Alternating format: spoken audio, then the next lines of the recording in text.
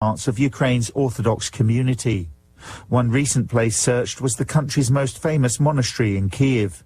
The church that runs it has publicly distanced itself from Moscow since Russia's invasion.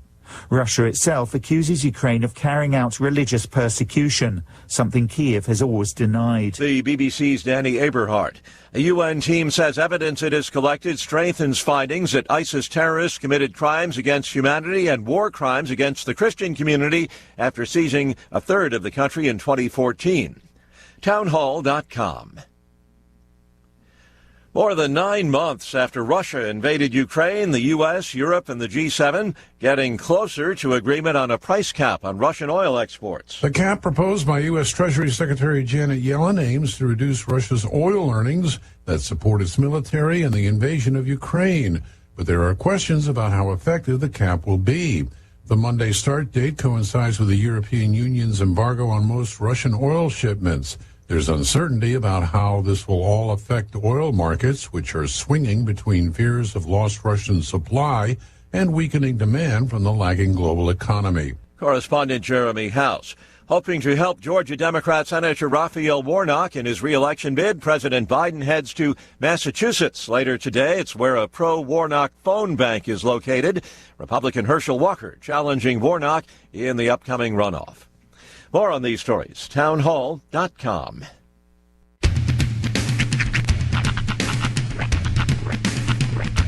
What in the wide, wide world of sports is going on here? I promise you, whatever scum did this, not one man on this force will rest for 1 minute until he's behind bars. Now let's grab a bite to eat. Yeah, come on. I feel the hot wind on my shoulder and the touch of a world that is older. I hit the switch and check the number. I leave it on and then I slumber. I hear the rhythm ringing through it. Flamenco guitar and cumbia music. I hear the talking of the DJ. The travel listen, what does he say? I'm on a Mexican radio. I'm on a Mexican radio. Broadcasting live from high atop the J.P. White Building in downtown Roswell, New Mexico.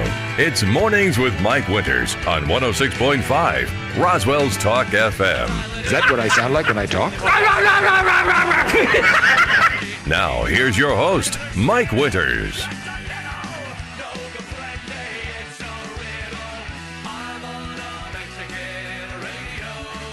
And good morning, one and all. Welcome to Mornings with Mike Winters.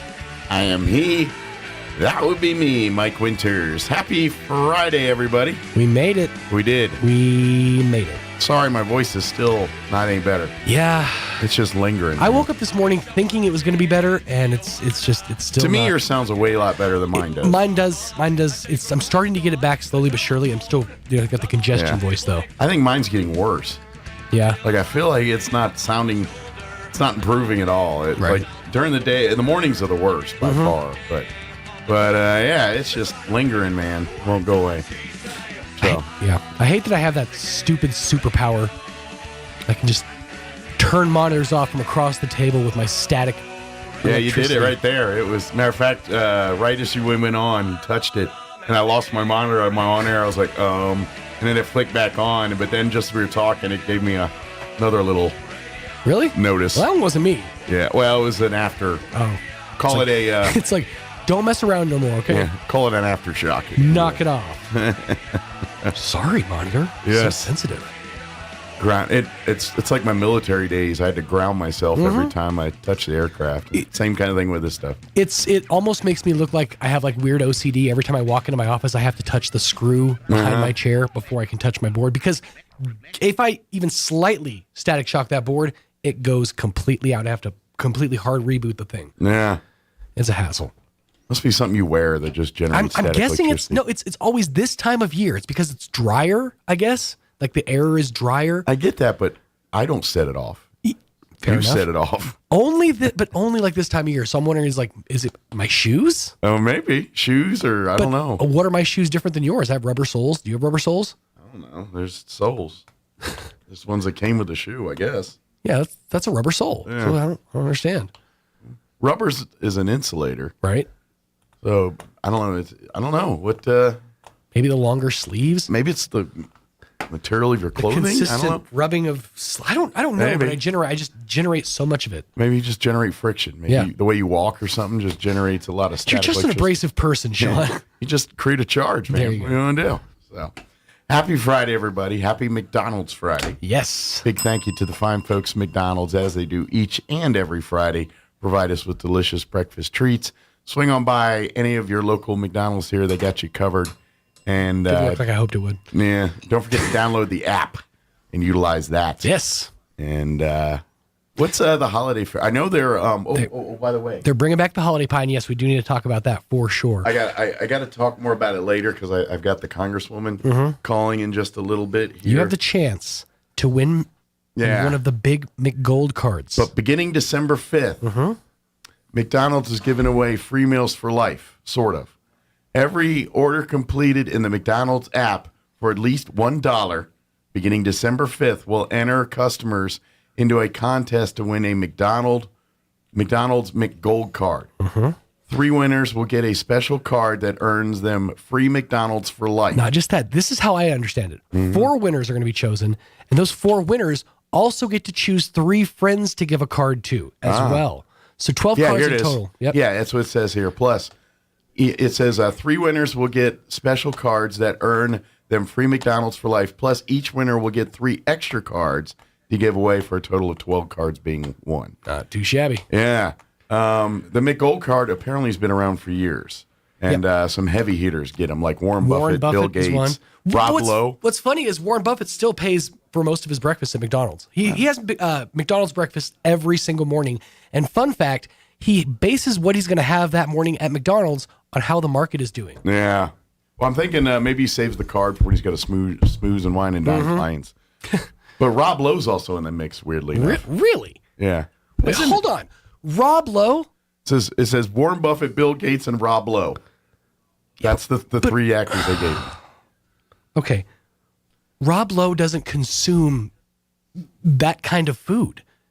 Maybe the meats. He does the Atkins diet almost exclusively. Yeah. Huh. How did he get a card? I want a card. He's Rob Lowe. Rob Lowe. He's a handsome man. Sometimes handsome men get things. I guess. What's it like? What's it like being attractive and talented and charismatic? You son of a gun. I mean, how's he keep getting gigs? I mean, the guy's he's Teflon, man. Yeah.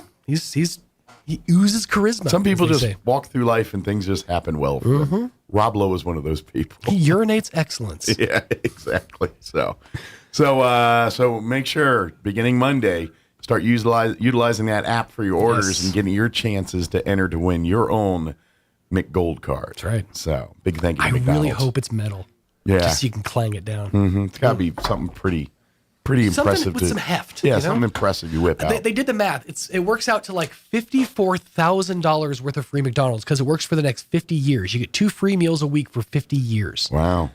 And as I understand it, they're also going to send you a check for $22,000 to help beleaguer taxes, to help offset taxes. Oh, nice. Come with that. So I'm sure I'll put that in a fund just to pay for taxes Just for for the my tax, yeah. for my Big Macs for the rest of the life here. So let me give you the rundown for this hour of the show, or for the whole show, actually. This hour, we're going to have Congresswoman Yvette Herrell join us. She's going to call in here in just a few minutes, gives an update on, of course, what's going on in Congress with stuff they've got going on now. And, of course, she's getting ready to wrap up her term in that seat. So we'll probably talk to her a little bit about that as well.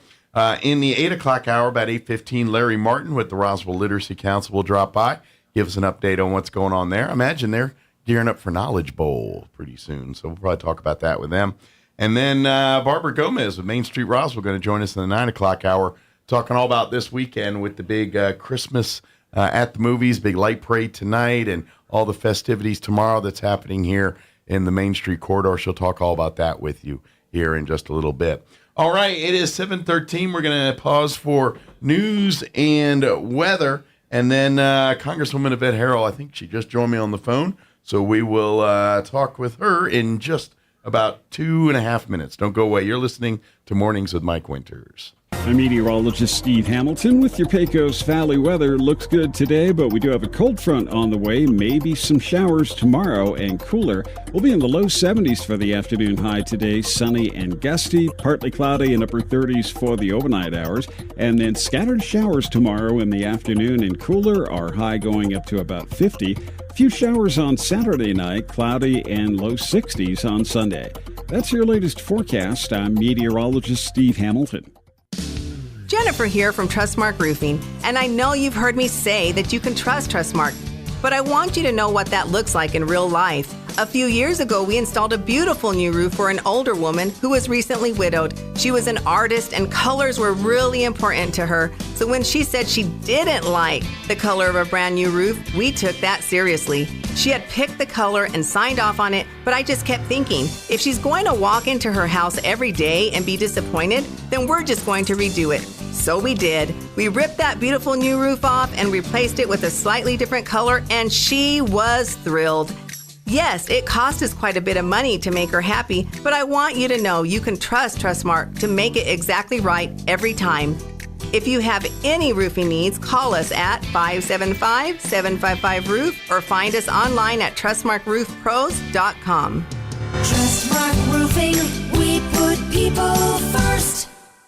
Big O Tires Black Friday sale is here. 3 Fridays, 3 weeks, 21 days to buy 3, get 1 free on select in-stock Mesa tires with installation purchase. That's right, buy 3, get 1 free on select in-stock Mesa tires with installation purchase. Hurry in now through December 4th.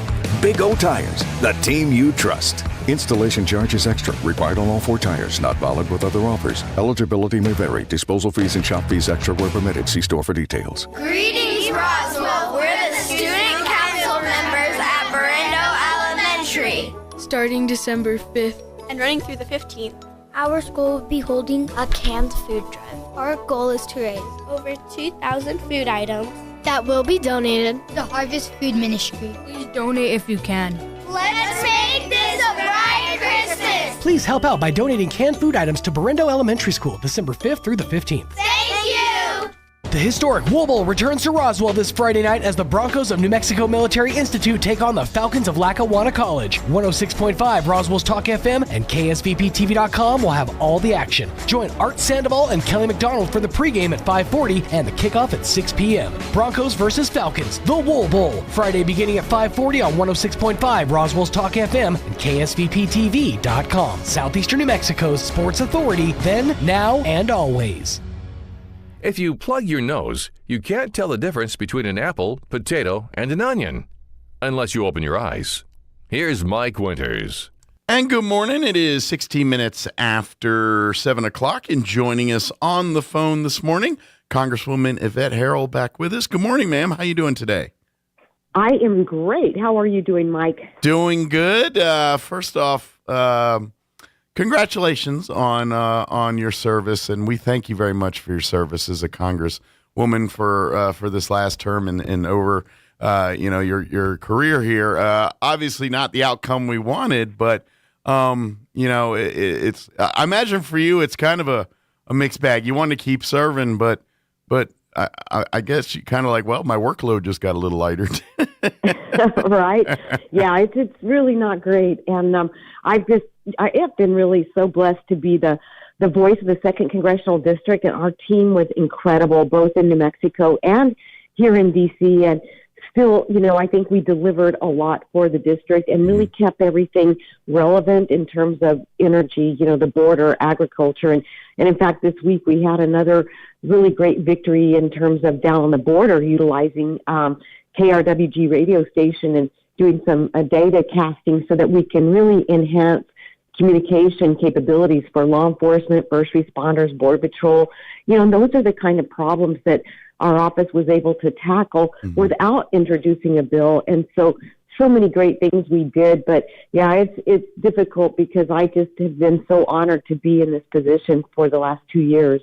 Well, it's I know you're kind of transitioning out now, but as far as your job as a representative of Congress, they still kept you pretty busy, Liz.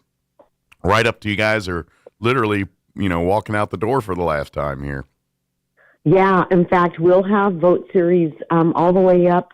We had them this week. We'll have them next week, and then again the following week. And then the calendar says that they'll disperse for the Christmas break around December 15th. And then, of course, I'll still be the Congresswoman until January 3rd, or 2nd, I think, or 3rd, when they swear in the new people. And so, yeah, a lot of transition happening, moving out of the offices and kind of getting those things shut down and finishing the workload that we can. So, yes, it's been a very busy last week, and the next 2 weeks, I think, will be very busy as well. Hey, I was listening on the news the other day, and a lot they're talking now is, budgets for the federal government and things. Is that something that you guys will work on before you leave, or is that something they'll pick up in the new Congress in January? Yeah, that's the big $20,000 question. But they're going to go back to this, the whole sky is falling. Government will shut down if we don't do something. I honestly do not think there's the political will to actually do a real budget where we would take each department, the budget, and go line by line. I don't think they have time, and I don't think they have the political will to do it. So they're going to decide whether or not to do a continuing resolution, which would essentially mean it funds the government at the current funding levels. And now they can pick a date. They can say till January 10th. They can say till next year. And that's the problem. Basically, they're just kicking the can down the road. Mm-hmm. They're not addressing the true budget issues, the fraud, waste, and abuse, all this overspending. There's no accountability. And to continue just pushing that resolution down the road, it keeps the government from shutting down, of course. But hopefully in the next Congress, the one bright spot is we will have the majority in the House. Sure. So we will control the purse strings. We can really take a hard look at these federal budgets, especially for these various departments. And I'm hopeful, and I saw Senator Rand Paul on the TV last night talking about, Congress ought to pass 12 different budget bills, one at a time, that are very succinct, very detailed, instead of putting everything in one big package, which is what they do all the time. And that's where we see a lot of this overspending, this, cause that, it pushes the inflation up. It pushes the cost of living up on everybody. But at some point in time, someone has to step up and say, we've got to get this spending under control. It is reckless, and it's costing so much to the American people. Well, yeah, I mean, it's look at the world we live in, and it's a direct result of that. So, but right. You are right. The silver lining is that at least that we, there is a little bit of balance now with the Republicans holding the House here. Hopefully, that can create that balance that we always want to talk about, where checks and balances right. here. So, yeah, and I think it will. I mean, it's it is a very narrow margin, but it is the majority, and Nancy Pelosi will not have the gavel. So there, in and of itself, there's two real positives that are going to happen next year. So that's exciting for sure. Sure. So I'm kind of curious, what's the last month in office like for you? Do you still spend a lot of it working, or is it kind of that, packing up and, setting the table for the next administration? What's it like this time of your job here, of your term in office? Yeah, it's kind of all of the above. Yeah. Because there is that, it's clearly that transition where, members are having to move out of their offices so they can get them ready for the next group of people coming in, or if people want to switch offices. But at the same time, we still have, a pretty hefty legislative schedule. So it's, our guys are working from home. We're working on our computers. We're meeting up at different spots in the Capitol to go over the bills and review them and everything. And it is really, it's sad. I've met so many amazing people. I've been treated with such kindness. And again, just people that helped us really keep New Mexico front and center. And so great relationships here, but I know those will continue. Sure. I will look forward to continuing to stay engaged with all of my colleagues here and keep my finger on the pulse so I can know what's going on.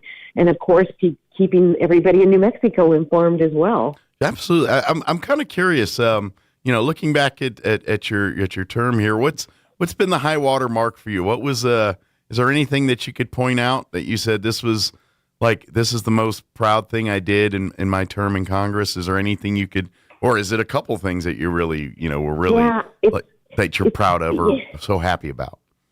I'm really proud of, really mostly proud of our staff, our team, that even in the minority, we were able to really, again, just deliver. And we introduced some great legislation. In fact, it makes me kind of smile that here they're starting to talk again about Title 42 on the border, and now senators are coming out, and everybody's coming out saying, if that goes completely away, we're in worse trouble than we are right now. And yet here, what was it, almost 2 years ago, we introduced the bill, the PAUSE Act, to keep Title 42 in play. And I'm thinking to myself, if we only just worked together across party lines and did what was right for the American people, that bill could have kept the border in check. I'm not saying we wouldn't have any illegal crossings. We would have, of course, but it was such a very important tool. And now it's kind of like trying to put toothpaste back in the tube. But, we did get some language in an appropriations bill for our ranchers and those losing livestock because of the Mexican gray wolf. And just so many little issues that were happening around the state that we were able to highlight and make sure there was awareness, the Gila cattle over there with the whole Forest Service coming in and taking those out, but absolutely highlighting the energy. And I think one of the most important things we did is all of the trips that we brought members of Congress out to New Mexico. I mean, we had a border trip. We had 2 trips down to the oil patch. We had the Western Caucus meetings out there just in October, and just highlighting New Mexico all the time and pushing, what we do and how important our state is. And, even though we only had one conservative voice, we were very relevant in the grand scheme of things as it relates to energy, trade, border crossings, our ag operations. And so I think it's just kind of all of the above, but no way would any of that happen without having just an amazing staff. And I would say it all the time, the staff, they're better and smarter than I am. They just don't like to talk in front of a microphone. And I used to joke around, but, and I realized these are the people that really were wanting to make sure I did good and we did good together as a team for the state. And I think that is really what I'm most proud of. Yeah. So I imagine the kind of the fun part for you now is kind of writing recommendations and watching your staff kind of move up the ladder to their goals and dreams too. So that's probably the fun part of your job. It's fun and sad at the same time. But my biggest concern was to make sure all of our staff, landed on their feet and found positions where they wanted to go, where they could really, the important thing that their talents and their skill sets could be used. And I'm thankful that, one went to a deputy chief of staff position, one's going to work on a committee, one's going to work in a colleague's office, and just, but they're all going, you're right. I put out a lot of reference letters, made a bunch of phone calls, and, so I'm very excited that they're all landing on their feet. So that was something that really bothered me, but it worked out well. So I'm grateful for that. Hey, if you don't mind, I'd like to, just because I imagine we have a few young people listening, like the folks that are on your staff, is there aspirations to eventually be elected officials, or do they look to go to be like chiefs of staff or kind of head of behind the scenes? Or I imagine it's a little bit of everything, but for young people that are interested in careers in this area, what's that path? I mean, are those folks trying to become the next congressperson, or are they trying to be like the next chief of staff of the president, or is it, what's kind of generally where people that work on or serve on a congressional staff, what's kind of their end game? What are they hoping to achieve from there? Yeah, that's absolutely right. Some of them come in as interns, and then they end up saying, "Hey, I kind of like what's happening. I want to get more involved," and then they'll go ahead and apply for, say, a staff assistant.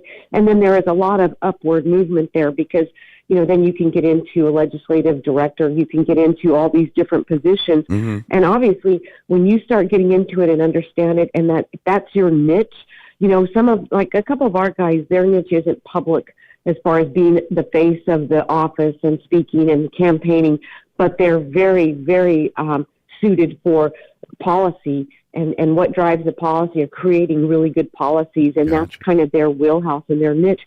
Others are more about managing people and managing the office. And so clearly they kind of get the overview of everything.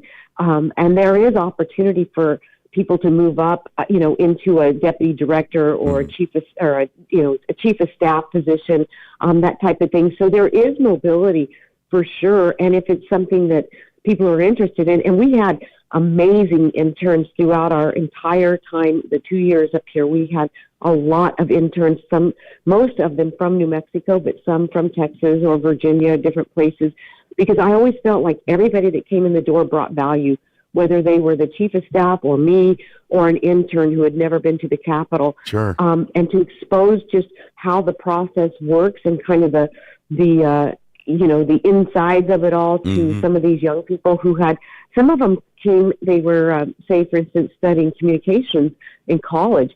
And so what we would do is we would pair them up with our communications director so they could help with the press releases, help with the news hits and some of the things we did in the media. And so we tried to really help enhance their skill sets with the people in our office, but we could expose them to areas where they could say, wow, I'm really interested in XYZ. And so we could actually kind of help facilitate that. And yes, there's a lot of people on the Hill that have started out, in a very low level position, but then have now, here they are chief of staff for somebody, and then beyond, because I look at even one of Steve Pierce's chief of staff, now he's, I believe, opened a firm of his own for lobbying and doing some different things. So, you just, if it's something that draws you, I think there's so many different opportunities to get into, but I think coming in as an intern, if you're young and want to just see how it all works, is a great opportunity.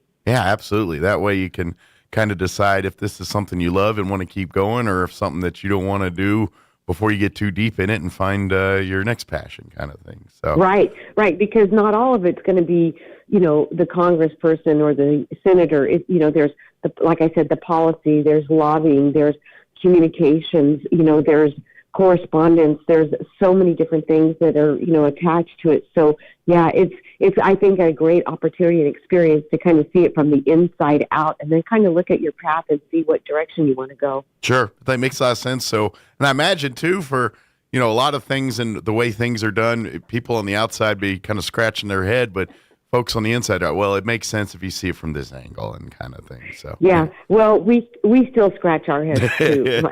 we still kind of wonder what the heck's going on.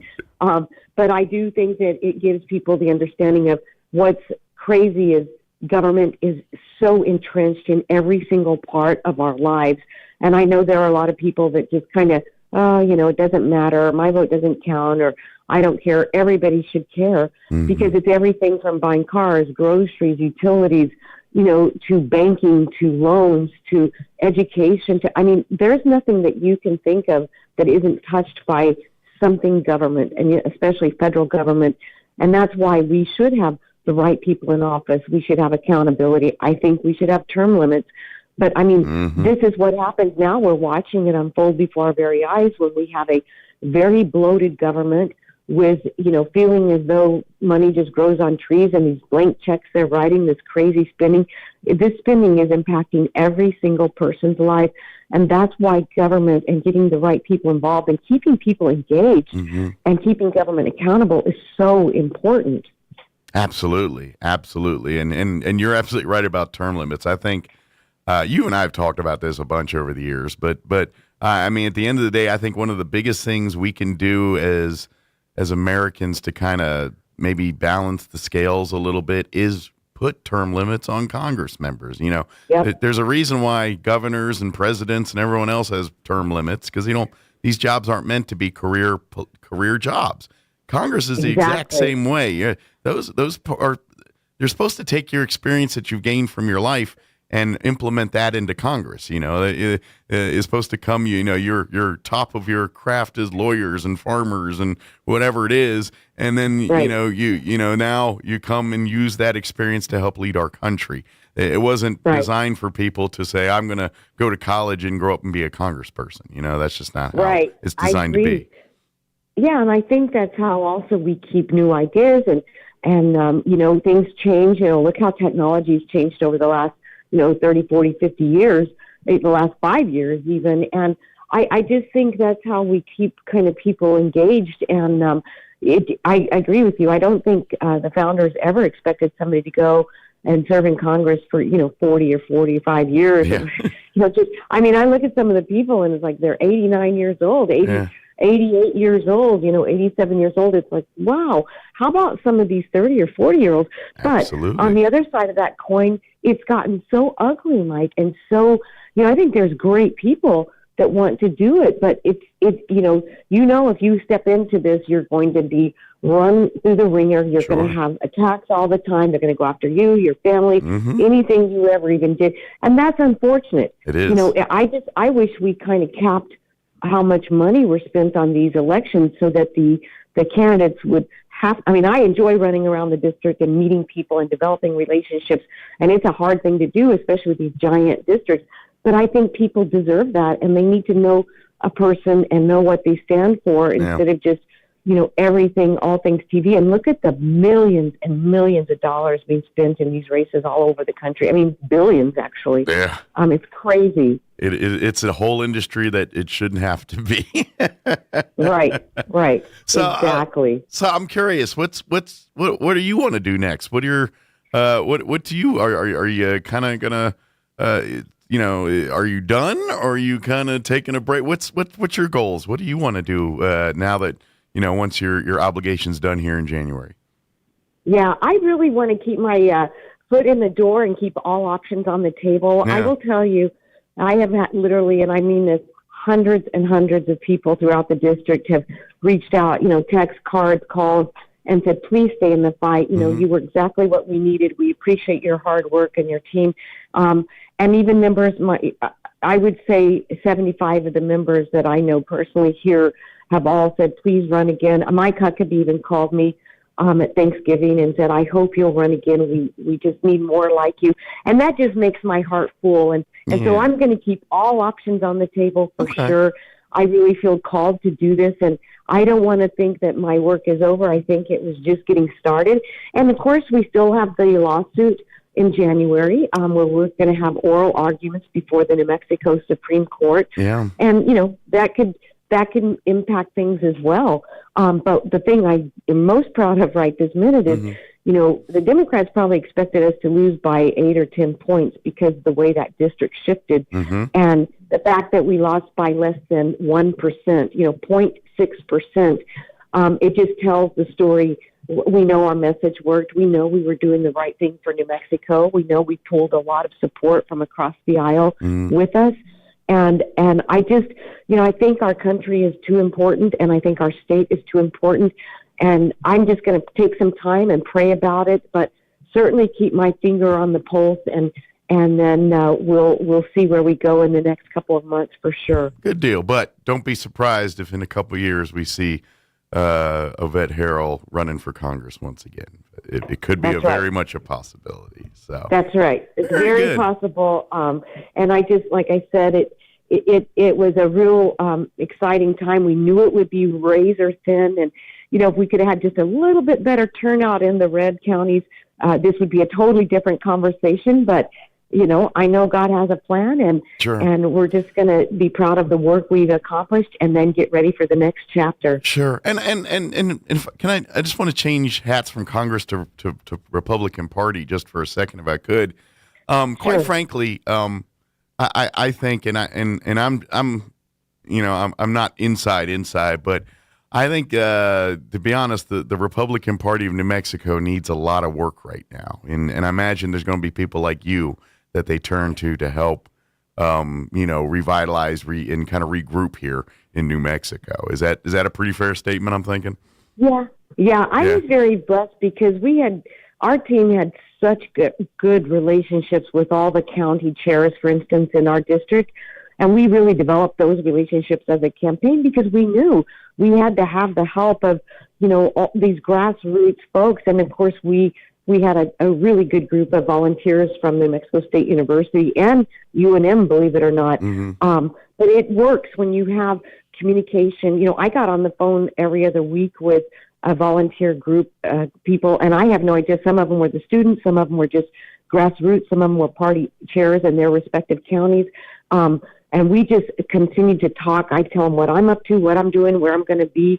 and so we had a really good line of communication. And I think there's people out there that want to help and want to do. They just need direction. And I think you're right. It's time we kind of come back together, get our act together, so to speak, because in 2024 it'll be the presidential, it'll be the House and Senate races, it'll be the congressional races, there'll be a U.S. Senate race. I mean, I just think that New Mexico deserves to be treated better on a federal level and looked at more deeply. And we often get kind of brushed over because we only have the 5 electoral votes. We just kind of seem like we're not a player. But I think what I learned, the biggest surprise I learned in this election, I was very nervous in the beginning of this new district, thinking, am I going to even connect with people? Are they in the new parts of the district? You know what, Mike? I did. I connected with them because at the end of the day, we're Americans. We're New Mexicans. We care about, faith, family, freedom. We care about our kids, the future of our state, our country. There was a lot more commonalities than not. And I think we need to move away from the mainstream media to tell us what to think and feel and who to like and who to hate, and just develop those personal relationships, because we're all New Mexicans at the end of the day. And trust me, there is a lot more that we can talk about in a good way than just tearing each other down. So we need to start building that up from the ground up, and then really start that communication around the state and stop letting it be so divisive. Because at the end, I would say, I'm sure you heard me say it, I would say, I'm not the most important person on the ballot. You are. This is about, faith, family, your livelihoods, your freedoms, and I think we need to just get back to basics and treat each other respectively, regardless of party, and start finding that common denominator so we can build our state up and then build our country up. You're right, because, the way, and this is something both parties do. This isn't exclusive to one another, but at election time, it gets down and dirty. Dirty. And I imagine people, especially like you said, when you're going into new parts of your district now, or places that, people may not be as familiar with. And so all they know is what they see on TV and the ads that, your attack ads that have you looking like you're the devil incarnate, and vice versa on the other side. So when they finally come to see you for the first time, and they're like, oh my goodness, she's a beautiful, nice human being that just talks like a human and isn't the devil that everyone makes her look out to be. Then you're like, oh, wait a minute. And I think that's just it. We basically, each side tells each other that your person is basically Hitler part 2. And then when you actually meet them like that's not the case. And it's both sides. I'm just saying, but I think there's a lot of that going on where just people that don't know, they're just seeing ads on TV. They really think that you're some kind of evil person. And then they talk to them and they're like, wait a minute, none of that's true. So I imagine you probably run into some of that where people just have a preconceived notion just straight off of commercials and things, I ran into 3 comments that made me kind of smile. I met with a group in the South Valley and chatted with them and talked, and it was, whatever questions, whatever they wanted to ask. And then I had a couple of people say, you're really pretty normal. And I said, yes, I'm just a girl from New Mexico, and then I had somebody say, you're taller than you look on TV. And then one guy said, oh, you're way prettier than TV. And I said, yeah, that's because they take the worst pictures they can find. I don't know where they get them, And I would remind people all the time, I said, if we have shared values, those ads aren't just about me, they're about you too. I said, I'm just the only one they had those really ugly pictures of. I said, but it could have been anybody that kind of had those shared values. But that's the problem. We got to get more God into the conversation. And we have to just have an ability or a willingness or a want to build relationships from the ground up. And I think for me, that's just, part of the success of the office is talking to people. I know we're not all going to agree on everything all the time, but when you build those relationships and can kind of know, how can we work together on this or that, this policy or that, or what can we do? I can tell you right now, I'm very proud of this work we just are getting done. Of course, it'll be as we leave the office, but, with this communication opportunity with KRWG and the Border Patrol and this data casting, no one's, that's the kind of stuff we can do. And no one's saying, well, is it Republican or Democrat? Or guess what? It's for public safety. It's for safety of our men and women in uniform, for our communities. I mean, that's what should be the first and foremost in every single decision we make, and I used to say, no one calls the 911 dispatcher and says, well, are you a Republican or a Democrat? Exactly. Did you vote in the last 3 elections? Because at the end of the day, we're people and we're communities and we're Americans, and we need to just get back to the basics of being able to say we can be friendly with each other and we can work together, but the mainstream media would have you think differently, and Absolutely. That's what we've got to break through. And that's the thing we all have to remember is before the D, before the R, there's American, and we are all Americans. That's right.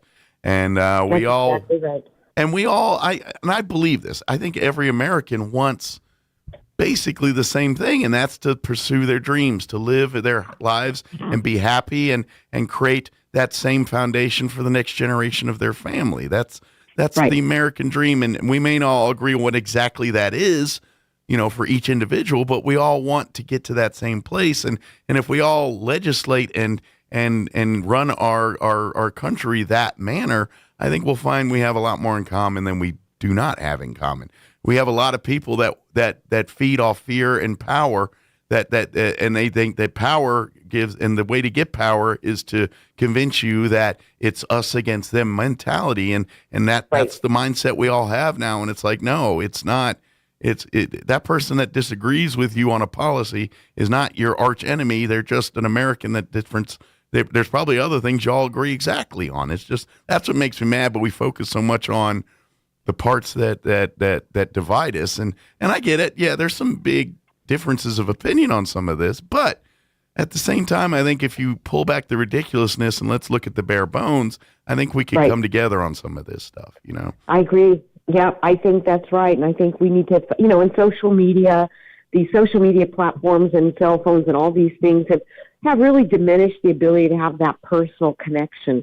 And, news travels so fast and fake news travels even faster. And, like you say, people just hear or see something on social media or TV and take it as gospel truth instead of, doing their due diligence. And I used to, as I was running around, I tell people, hey, pro tip, not everything you read on the internet is going to be truthful. Yeah.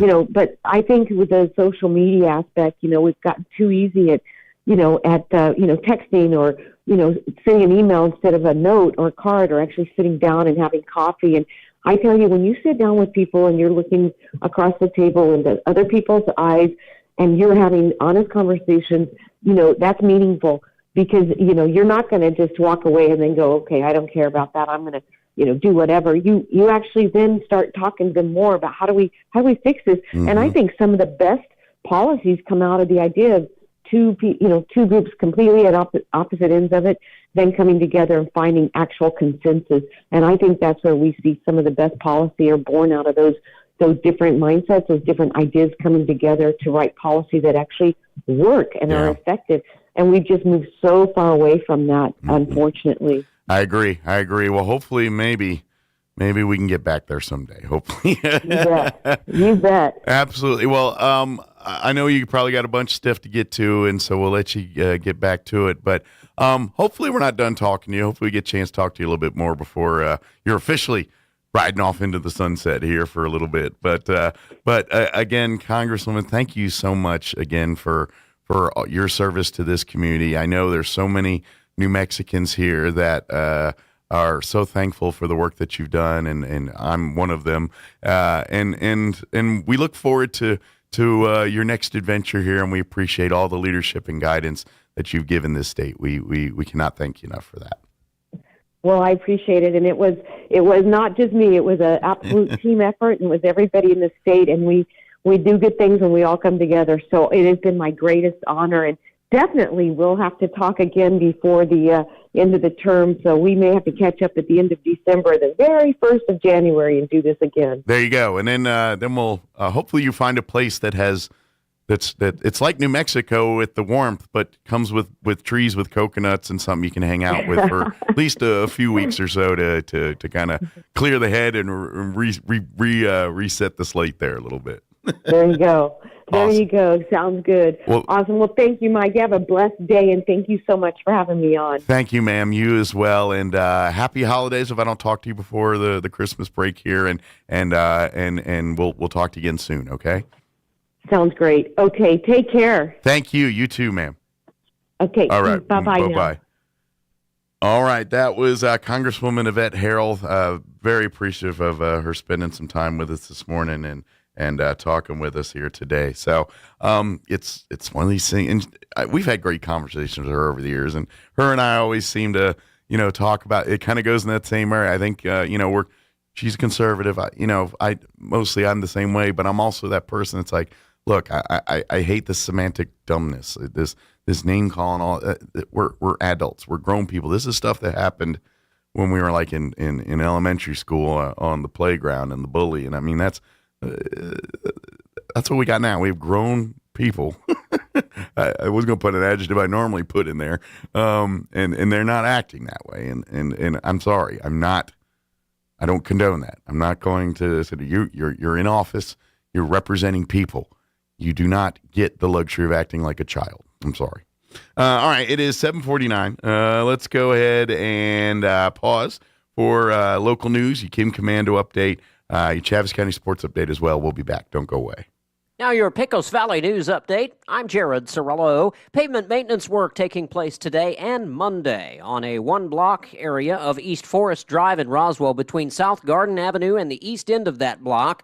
Traffic on the block will be limited during working hours, again today and Monday, but local residents will be able to access their homes.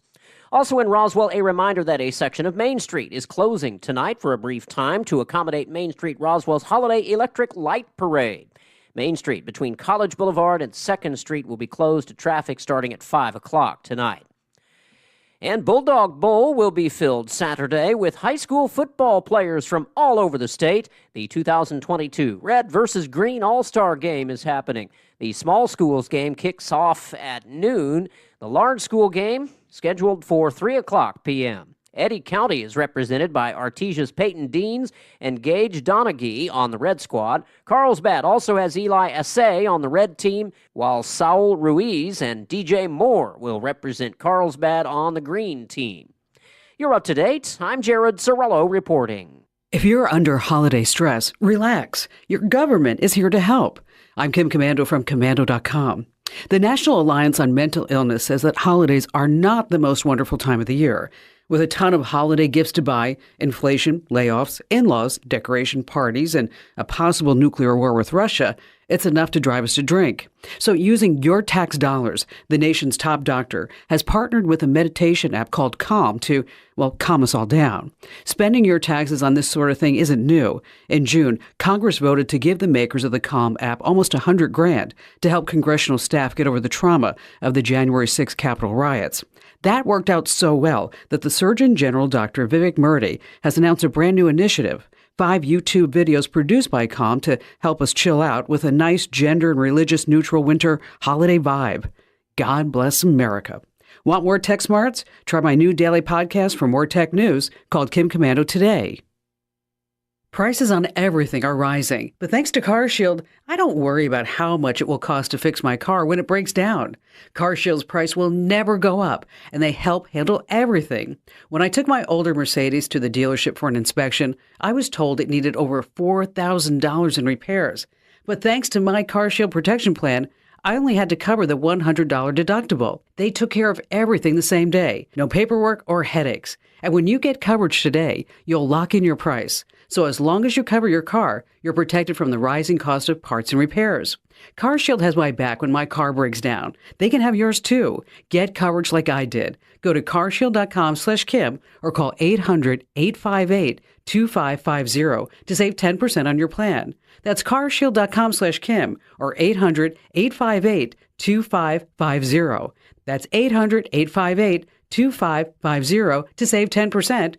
carshield.com/Kim. I'm meteorologist Steve Hamilton with your Pecos Valley weather. Looks good today, but we do have a cold front on the way. Maybe some showers tomorrow and cooler. We'll be in the low 70s for the afternoon high today. Sunny and gusty, partly cloudy and upper 30s for the overnight hours. And then scattered showers tomorrow in the afternoon and cooler. Our high going up to about 50.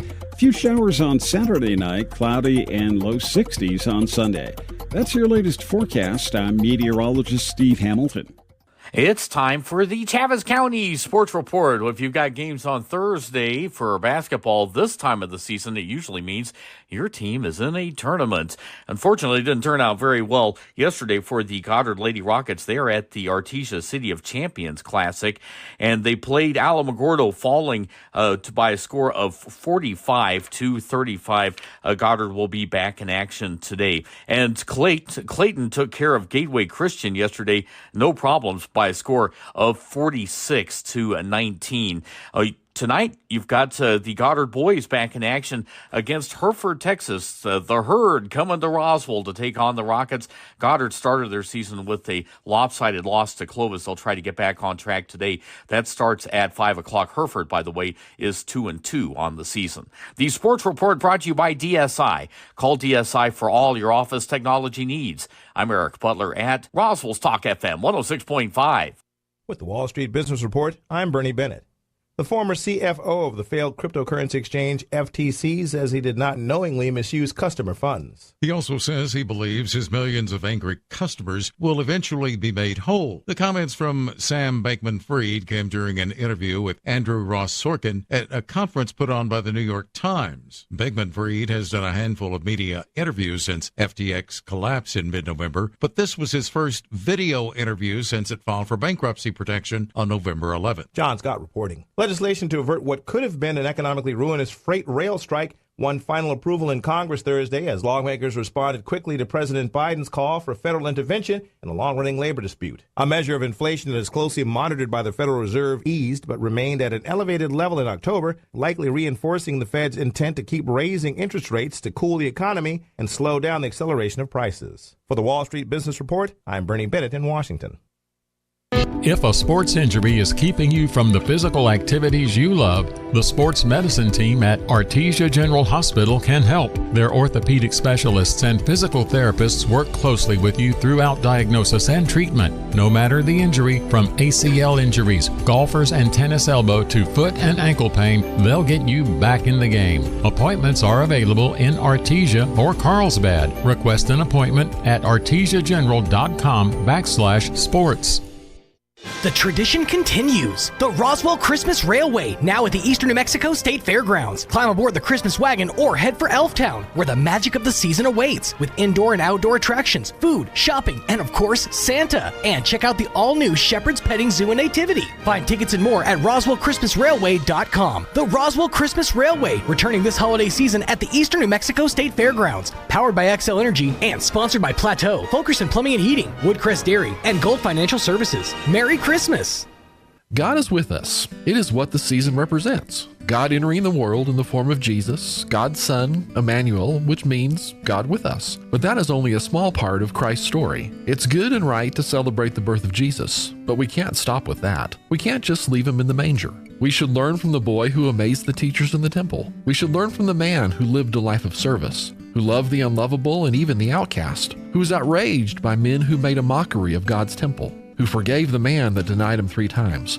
We should learn from the end of the story too, from the Christ who willingly died on the cross to be the sacrifice for our sins. But we can't stop there. We should celebrate the Messiah who was raised from the dead to show that not even death had power over God. We must answer his call to continue his story by honoring that birth, that life, that death, and that resurrection. In this season and in all seasons, God is still with us. We should believe it, proclaim it, and live it. Join us at the Country Club Road Church of Christ for worship at 10 a.m. on Sunday, located on the corner of Country Club and Washington in Roswell. Christmas on the Corner is Saturday, December 3rd at Renewed Wellness in Artesia, and you're invited. Come see everything Renewed Wellness has to offer and celebrate the grand opening of the Infused IV Vitamin Bar. Santa and the Grinch will be there along with booths to shop, fresh-cut trees, bounce houses, food trucks, and more. Renewed Wellness and Infused IV Vitamin Bar is in the beautifully restored 2-story house at the corner of Richardson and 2nd, just south of the Artesia Public Library. We'll see you at Christmas on the Corner, Saturday, December 3rd from 10 until 6 p.m. Greetings, Roswell. We're the student council members at Barrendo Elementary. Starting December 5th and running through the 15th. Our school will be holding a canned food drive. Our goal is to raise over 2,000 food items that will be donated to Harvest Food Ministry. Please donate if you can. Let's make this a bright Merry Christmas! Please help out by donating canned food items to Berendo Elementary School, December 5th through the 15th. Thank you! The 2022 basketball season is underway for your Roswell Coyotes and Goddard Rockets, and the place to go to catch all of it is KSVPTV.com. Goddard, a little pressure here in the half court, and they force the turnover. Great job. Head for KSVPTV.com and click on the Roswell Coyotes or Goddard Rockets tab to see it all. KSVPTV.com, Southeastern New Mexico's sports authority, then, now, and always. You can't hunt camels in Arizona, but you can buy them. They go for about $10 a pack. Here's Mike Winters. And good morning. It is closing in on 7:58. Stay tuned next hour, about 8:15 or so. Larry Martin with the Roswell Literacy Council will drop by, gives an update on what's happening there. Don't forget, we got a busy weekend. Of course, Main Street Roswell's got their big, the light parade and everything happening tonight, and festivities there tonight and tomorrow. Don't forget Wool Bowl tonight as well. Big junior college bowl game here, the Wool Bowl tonight, as the New Mexico Military Institute Broncos will take on Lackawanna out of Scranton, Pennsylvania. It's a number 9 in the country versus number 11 in the country. It's going to be a great game. As a matter of fact, we were over at the Cahoon Armory doing pregame interviews and everything, and talked to Coach Kurt and then coach for Lackawanna. Great people, all nice guys. It's fun talking with all those folks. And those guys from Pennsylvania were pretty nice guys, too, and we were chit-chatting. And I was talking LeVar Arrington with him because his son plays on the team. I was like, you ever see him? And he's like, yeah, he pops in once in a while. But yeah, I guess he lives in California now. But anyway, it's going to be an exciting game tonight. 4 o'clock is all the tailgating and the food trucking. And about 5, they're going to do the flyover, and there's fireworks. And then the actual kickoff will be at 6 o'clock. At the Wool Bowl. Tickets are only $5. You can get them at the door tonight, too. All right, you're listening to 106.5 Roswell's Talk FM, KEND, Roswell, New Mexico. News this hour from townhall.com. I'm Rich Thomason. A surprisingly strong showing by the U.S. job market last month. The Labor Department says the economy added 263,000 jobs, while the unemployment rate stayed at 3.7%. November's job growth dipped only slightly from October's 284,000 gain. Last month's hiring, though down from the explosive pace at the start of 2022, amounted to a substantial increase. Correspondent Jeremy House says that increase comes despite repeated interest rate hikes by the Fed aimed at slowing the economy. Inflation fears and the possibility of more big rate hikes, sending Wall Street's benchmarks sharply lower. President Biden vows to quickly sign a bill to avert a nationwide freight rail strike. The legislation won final congressional approval when it cleared the Senate yesterday. It imposes a contract settlement on labor and management.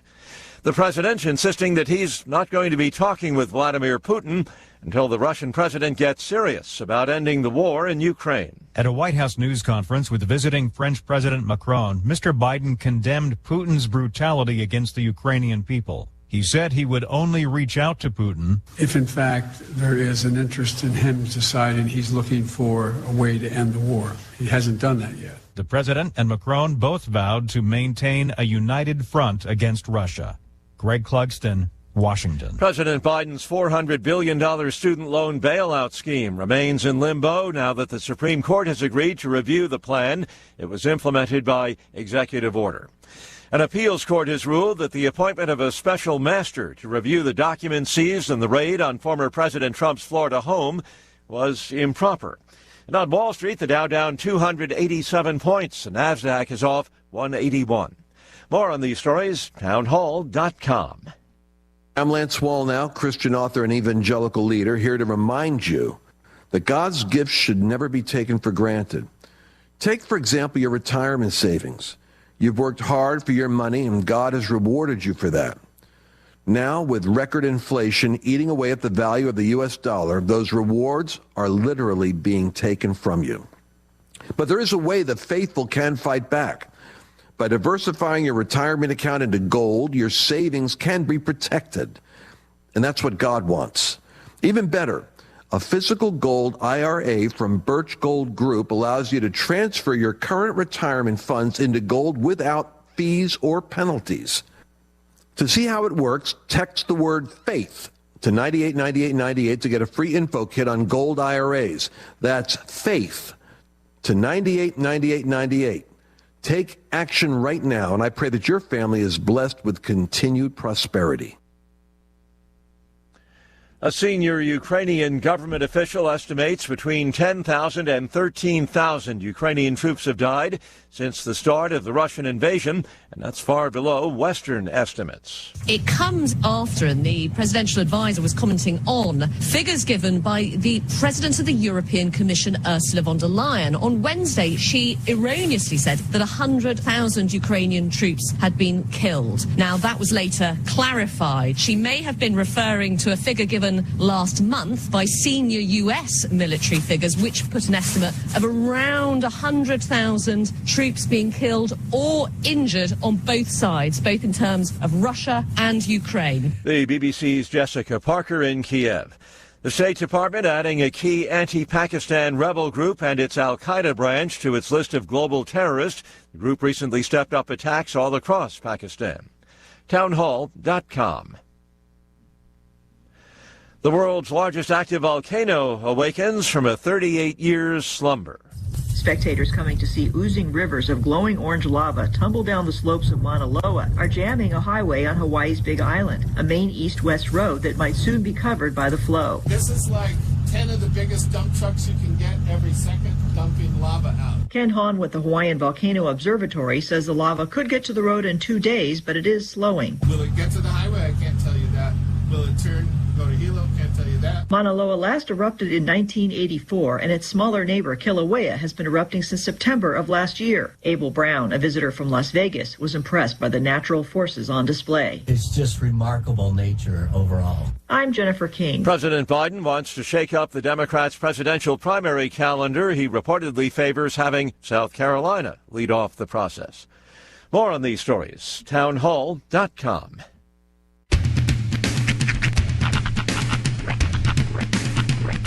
What in the wide, wide world of sports is going on here? I promise you, whatever scum did this, not one man in this force will rest for 1 minute until he's behind bars. Now let's grab a bite to eat. Yeah, come on. I feel the hot wind on my shoulder and the touch of a world that is older. I hit the switch and check the number. I leave it on and then I slumber. I hear the rhythm ringing through it. Flamenco guitar and cumbia music. I hear the talking of the DJ. The travel and what does he say? I'm on a Mexican radio. I'm on a Mexican radio. Broadcasting live from high atop the J.P. White Building in downtown Roswell, New Mexico. It's Mornings with Mike Winters on 106.5 Roswell's Talk FM. Is that what I sound like when I talk? Now, here's your host, Mike Winters. And good morning. It is 6 minutes after 8 o'clock. Welcome to hour number 2. The Deuce. Of Mornings with Mike Winters right here on 106.5 Roswell's Talk FM. Happy Friday. Mm-hmm. Tis the season. Tis the season, tis Friday. the day. Yeah. Happy Friday. Happy McDonald's Friday. Mm-hmm. Big thank you to the fine folks at McDonald's. I haven't even nosed through the bag today. What's have you a chance to take a look at our? I've already done and dusted my my biscuits and gravy. How's your ice sitch holding up? It is hour number 2. Ice to drink ratio perfectamundo. Still good. Not dealing with a lot of watered down situation. Perfect ratio of ice to water. Nice. Roy, you nailed it today. Good job, bud. It's going to be a good day. It's going to be a good day. Got that good ice ratio. Yeah, well, if you notice, there's a line on here. Mm-hmm. It says, I think that's because they do iced coffee in those. Yeah, maybe. But I'll take that for my soda, too. Right? Iced tea is a must. Because iced tea is generally warm. Lukewarm. Yeah. Tepid, if you will. And by the time you get to it, it's all watered down. So you got to ice it up hard. I don't know if I filled it up to the line or not. Well, whatever you did, do that again every week. It's perfect, right? I hope you were taking notes. Yes. All right. I just winged it. It went in my gut. And if I'm lucky, by the time I'm done, there'll be a few cubes to chew on later. Nice. So it'll be good. It's funny. I used my app earlier this week just to grab myself a quick lunch, just to make chicken. Mm-hmm. And it's funny that every time you use your app, like your rewards in your app, they check back in on you like the dude at the bar that bought you a drink. Like 20 or 30 minutes later, I'll get a text from McDonald's that says, bet that McChicken really hit the spot, huh? It's like, what are you doing, McDonald's? You guys already have me. It's okay to eat it on keep checking on your investment. I'm coming back to you. Yeah, well, that's that little touch of, hey, how you doing? So, it always makes me chuckle. So, yes, you too can experience that yourself. Download the app, utilize it. You get free food. You start earning rewards from your very first purchase and visit on the app there. And starting Monday. Yeah, exclusive deals like the McGold Card contest. Beginning December 5th, which is Monday, when you spend at least $1 on the McDonald's app, you will be entered into the McGold Card contest, where 3 winners will get a special card that earns them free McDonald's for life. Plus, each of those winners will get 3 extra cards to give away. So total of 12 cards are being given away. And this entitles the card bearer to basically get 2 free meals for the next 50 years or something like that. Yeah, it's That's a tough one. Well, I know one is Missy, obviously, if I have the 3 cards to give away, because your friends are going to start offering you things to get that card. Yeah. They're going to try to butter you up a little bit to get that card off you. You do you, gouge them. All I know is you could be an exclusive company with one Warren Buffett, Bill Gates, and Rob Lowe. And have your McGold card. I just wanted just to say I have it. You know what I mean? It's not even the thing about using it. Yeah. It's just like, pow, and you whip out a gold card from McDonald's. That's just my McGold card. Don't worry about that. Forget your, Amex Black card. I got my McGold card. Warren Buffett are going out later. Yeah. I'm going to go have ourselves some McChicken. That's right. Filet o fish. I got a quarter pounder with cheese coming. You know what I paid for it? Bubkiss. I got the gold card. Yep, I would get. I just wanted for the baller status. That's what I wanted. So, but you too, starting Monday, start ordering through the app, and you'll get an entry into that McGold contest, McGold card contest, and who knows? So, could be you. I'd love to see one of our locals, someone here, flashing the McGold card. That'd be kind of cool. It would be, but you're also going to feel that twinge of just instant jealousy, or try to buddy up to that dude. They do have 3 other cards to procure to as they see fit. Yeah, I believe come see the people have been entertaining you for a little bit, or lack of thereof, and say, hey, you need some help here. Here's a McGold card to get you through your day. Thank you. I'm gonna trade in mine for favors. Got one dude mowing my lawn, another dude cleaning my dish or doing my dishes. It's not a bad idea, right?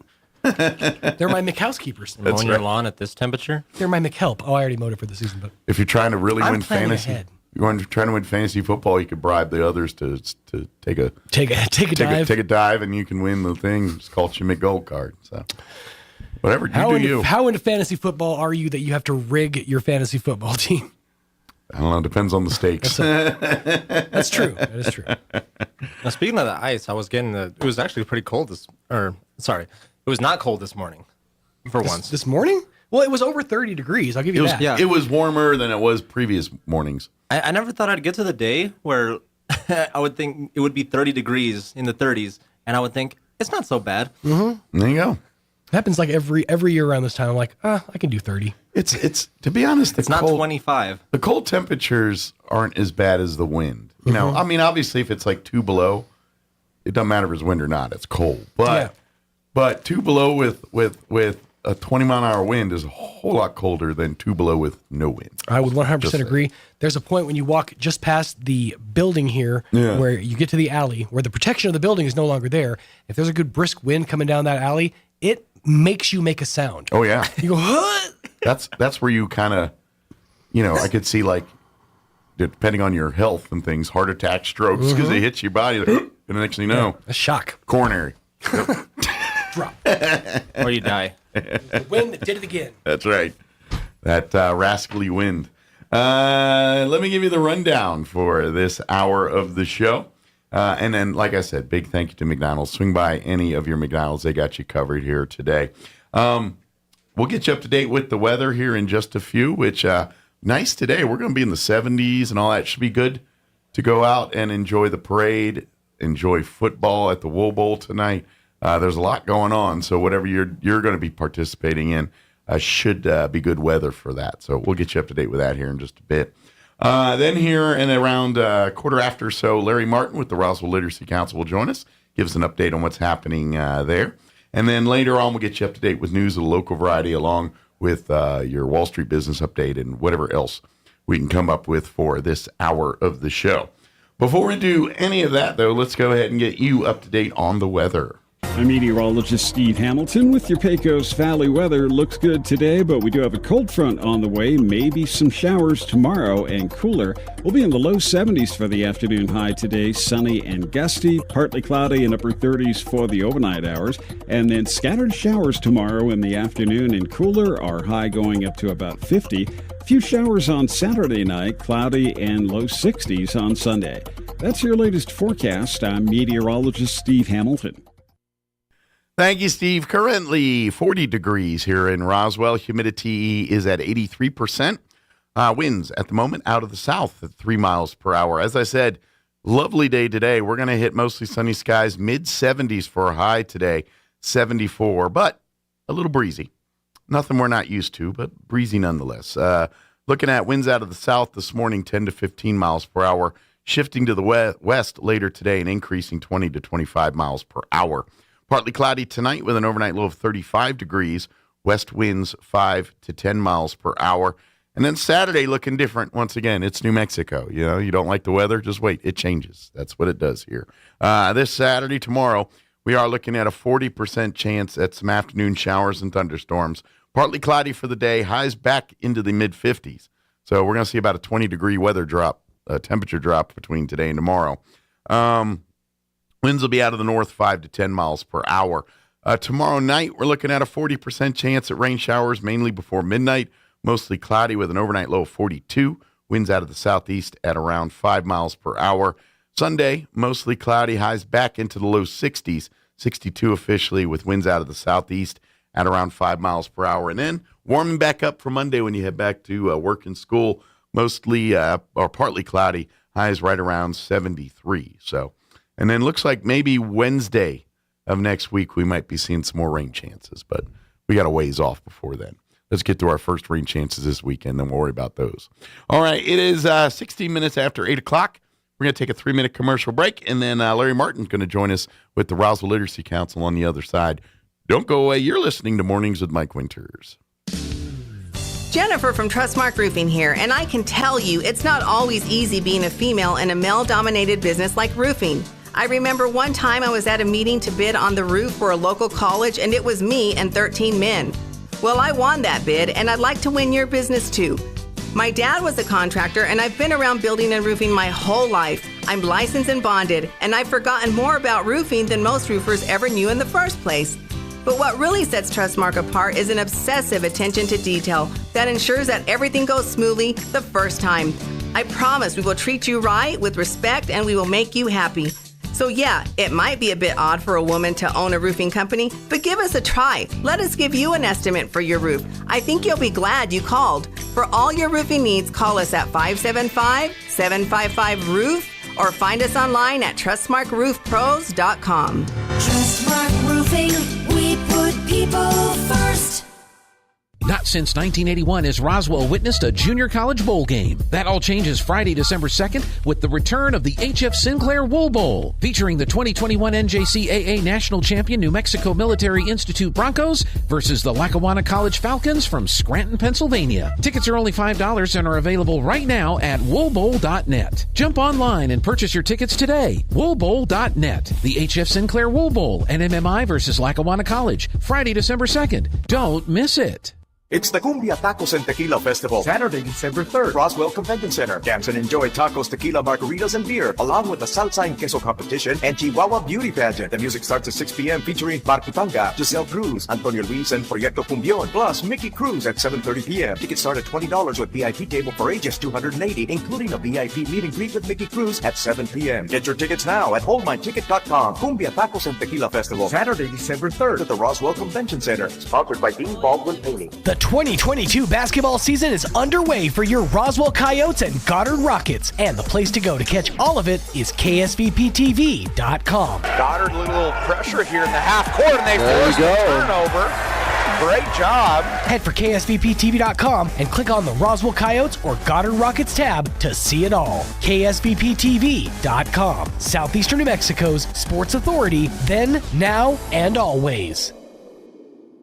Greetings, Roswell. We're the student council members at Berendo Elementary. Starting December 5th and running through the 15th, our school will be holding a canned food drive. Our goal is to raise over 2,000 food items that will be donated to Harvest Food Ministry. Please donate if you can.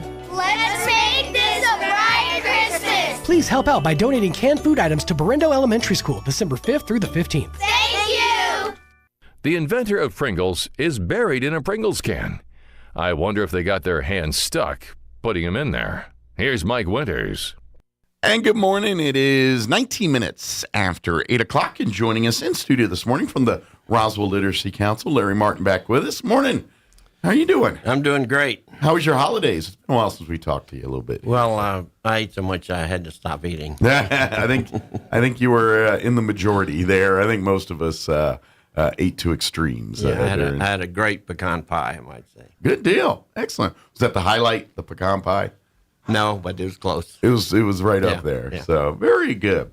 Well, for folks that aren't familiar, the Roswell Literacy Council is a great service organization that helps people here in our community become literate, whether it's English as a second language, whether it's just giving them the skills to read, whether it's to help them pursue a GED or go beyond that, whatever it is. The Literacy Council is that platform to help people, free of charge, by the way, obtain these goals. That's kind of the main focus of the Literacy Council, but it kind of does, branch off into other things a little bit too. So, but is that pretty good, I guess, summary of what the Literacy Council does? Pretty much. We're not complicated. We are dedicated to adult learning primarily. Sure. In Chavez County. Yeah. And, of course, you guys you help out with like a Job Corps, and so you not only do people come to you, but you go out to them as well. We go to the Youth Challenge. Youth Challenge, yes.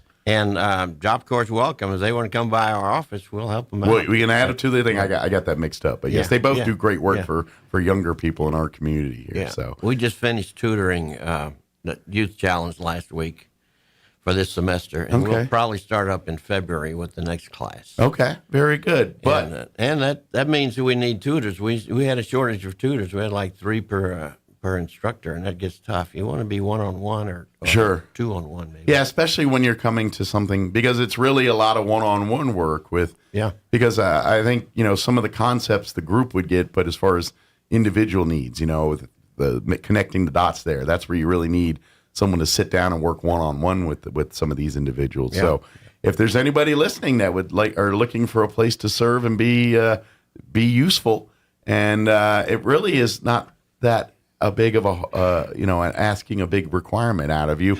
You don't have to be a Rhodes Scholar or a professor to teach people literacy. If you yourself are able to read and write, and they provide the materials and the kind of the tools to help you teach these people to become literate. So really, if you just have a desire and you are yourself literate, you can come and help us. We'd love to have you. Well, the main 2 areas are reading and math. Okay. I mean, you don't have to be a geography guy or trigonometry, whatever. But if you have basically a high school diploma, then you are qualified to pretty much to be someone that can teach people the first steps of reading and writing and getting them closer to their proper reading levels and things like that to where they should be as adults or wherever they are in their life. Yeah. So, absolutely. What's right now? I mean, obviously you go out there, but for folks that are in need, you can just come on by the Literacy Council office here and just pop on in and say, hey, I heard you on the radio, or I heard about you guys. I would love to.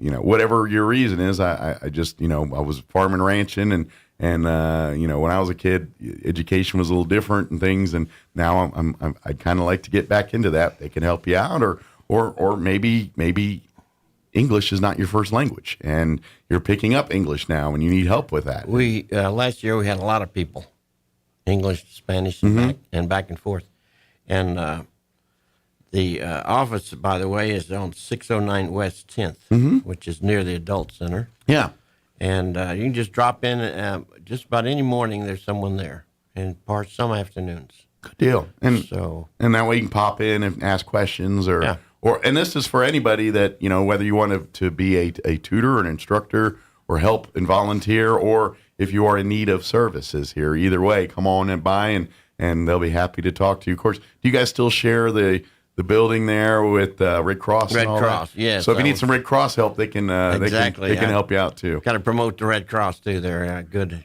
friends with us. Yeah, and they have their own little office with us, and they do a lot of work. And I believe the gentleman was with me last week. Yeah, we had him last time on, Yeah. and so if you're looking for a couple places to volunteer, the Red Cross folks could definitely they could use a hand too. So when you're not teaching people to read and write, you could help collect resources and things to get ready for the next emergency that does happen here, when or if that happens. If a hurricane gets up here from Florida. Yeah. I think we're safe from those, but the occasional tornado does roll through here, and we get these just god-awful storms every now and then, so people need help from time to time. Well, someone pointed out once that you have to be able to read your medicine label. That seems pretty important to me. I think it is. If you can't read that, you got a problem. And the problem is, the people that need more of those are generally people like our age, or a little longer in the tooth, and our eyes get worse, and they make those names longer and smaller. So it's like, I can read just fine. I just can't see that name. There's more consonants in that thing than there is actually in the alphabet. Yeah, and don't feel embarrassed. We're well aware of people who cannot read and who have difficulties. So that's no big problem. Come on in and check us out. I imagine for especially older adults, the longer you've managed life, not being literate, the more, and if you're embarrassed, sometimes that does build up that embarrassment, or like, I should have done this a long time ago. Yes, that's the thing. It's a judgment-free, we're just happy you're here and want you to come and help you. That's, it's never an embarrassment or a bad idea to want to improve yourself or your life. Anytime you're going in that direction, be proud of that. That's a good thing. Life hands us a lot of obstacles, and everyone has different ones to deal with. And sometimes it strains you off a path a little differently, or puts you down a different path, and you're kind of like, hey, I've done what I need to do here. I need to get back onto the path I wanted to be on. And so life happens. So there's no embarrassment. We all have our unique experiences. And you know what? There's probably a lot of things you've gone through that some of the people that are going to help you read could never understand or wrap their head around. So it's life. It's how life is, and we get how life happens. So if you're just wanting to come and make something better for yourself, all we're here to do is help you do that. No judgment, no embarrassment. Don't feel shy. Don't feel like you're inferior in any way, shape, or form, because you're not. You just had a different deck of cards handed to you than the rest of us were, or right. Some of us were. And let's help you get your winning hand in this poker game too. So, well, all of us are volunteers, so we're not in a position of judgment. So sure, absolutely, it's life. We're here to help people navigate life like everything else. So please come and I know this, when life is so much easier when you are literate and have the tools to understand and navigate things in a room. And I know, especially people that are truly illiterate and they've been doing it for a long time, they're quite capable of hiding their deficiency, so to speak, and are able to, you look at something 100 times, you kind of figure out what that is, even if you don't know the letters per se. It's like, oh, that's a stop sign, obviously, or that. So you kind of figure that stuff out, but you don't have to. There's ways to help by that. So please come through the doors. Please, if maybe New Year's is around the corner, if your resolution is to make better, and that's part of that is to become literate or to be better at some of this, or to pick up English as that second language, please, the Roswell Literacy Council would love to help you. And again, everything they offer is free of charge because it's all volunteers just volunteering their time to want to help you. That's all it's about. And as I point out, we're all volunteers, and we could use some more volunteers. Like I said, we have a limit. COVID really set us back. We didn't have meetings, and we didn't volunteer, or people didn't volunteer, put it that way. And I'm guessing a hunk or percentage of your volunteers are probably retired folks that are a little bit older. So with COVID and all that kind of put them on the bench for a little bit. Yeah. And so now we're just kind of getting back to getting the gang all together, and some people have moved on, or we may have lost a few over the years with age and COVID and everything else. But we need the next generation of people to kind of come in and say, hey, I'm ready to. Maybe there's someone that was on the other side of the table 5 years ago, and now you're here and you're like, hey, why? I'd like to give back, and maybe I help some people the way you guys helped me 5 years ago or whatever. Yeah, we find that most of them are retired teachers, volunteers for this. Obviously, they can relate to students, and you have to relate to a person before you can teach them. Obviously. Sure, but we would like to get more retired teachers. They're out there, and I mean, if you retired at 60, you still got a lot of years. Yes, you can contribute. Absolutely, or even earlier, depending on when you started your teaching career. Like my wife, she's entering her 25th year now. I don't think she's going to retire this year. She's going to keep going, but she's eligible to retire now, and I'm not trying to get my age, young, but my wife's not 50 yet, so that's all. She's not far from there. You don't need to say a whole lot. Yeah, I'm just saying she's got some tread left on the tires here. We got a few years left, even though she's eligible to retire here pretty soon. I want to plug also. We're still going to do the Knowledge Bowl. Good. We canceled it this fall. We just couldn't get it together. You're going to move it to sometime in February or March after the Super Bowl, obviously. Kind of a little lull there between the next gigs and things. Yeah, and there's nothing really big happening at that time. And it's a Sunday afternoon, and it's a 5-man teams. And it's basically unusual knowledge. And I come up with a whole lot of questions. And one gentleman of mine gave me a list here of about 300 questions, of which most of them, for instance, who discovered penicillin? I don't know, and I frankly don't care. Yeah. I used to know So we don't use that one. Yeah. So we try to avoid trivia. Gotcha. We need questions that are relevant to you and gotcha. us. So kind of, but it is kind of, if you live life and, so it could be some sports, pop culture, things that it's not like obscure, in 1902, so-and-so did this. What was the color of his eyes? No. We're not there to trick you. We want to find out who the really smartest people in Roswell are. It's a lot of fun. We invite other service organizations. I know my American Legion post, we compete as a team in years past, and I would imagine we'll be back there in February trying to win that crown. I think we came in second last time, so we got. Well, the Eagles won it one year. Yeah, and I think Sertoma won it. And I think we came in second last time or third. I don't remember. It was one of the. We were in the top 3 there, but not quite the top billing. So we gotta come back and try to take that title. And it's a lot of fun. They make this is why I say that you guys at Literacy Council make it a lot of fun. They put a bunch of tables. They get a bunch of snack foods, and it's just a bunch of people having a good time. They mingle and kind of, and then you watch as all the teams kind of set up their strategies, and you can bring up to 5 people.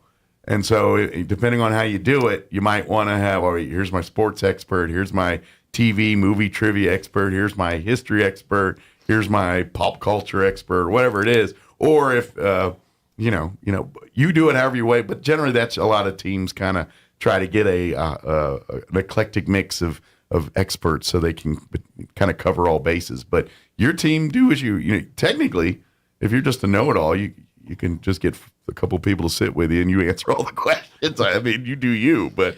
Well, I noticed at one table, one gentleman was answering about 2/3 of the questions. Yeah. And of course, I don't contribute anything to him. I just run it like Alex Trebek. Sure. You know, it's a lot like Jeopardy. You're very neutral. Yeah, very. And we have fun. We project it up on the wall. Everyone can see questions, and it's fun. And we sort of have a high-tech outlook. Yeah. But the main thing is that if you think you want to contribute, see if you can find an organization that will sponsor you. There is a $100 fee. It's our fundraiser for the Literacy Council. This keeps the doors open. And right. And so, and we like to have fun. We've done this for at least 10 years, probably more than that. Yeah. And, but it's a lot of fun. It is a fun afternoon. They just come and you get to. Everyone loves to peacock and brag a little about how much they know, and this is kind of a chance for you to showcase that a little bit. It's all in good fun. Everybody has a good time. Food's fun. Everyone's snacking and just watching the stand-ins and talking. Friendly smack talk banter. Nothing too but just a little bit of fun and everything there, and everyone has a good time. And so but you're right.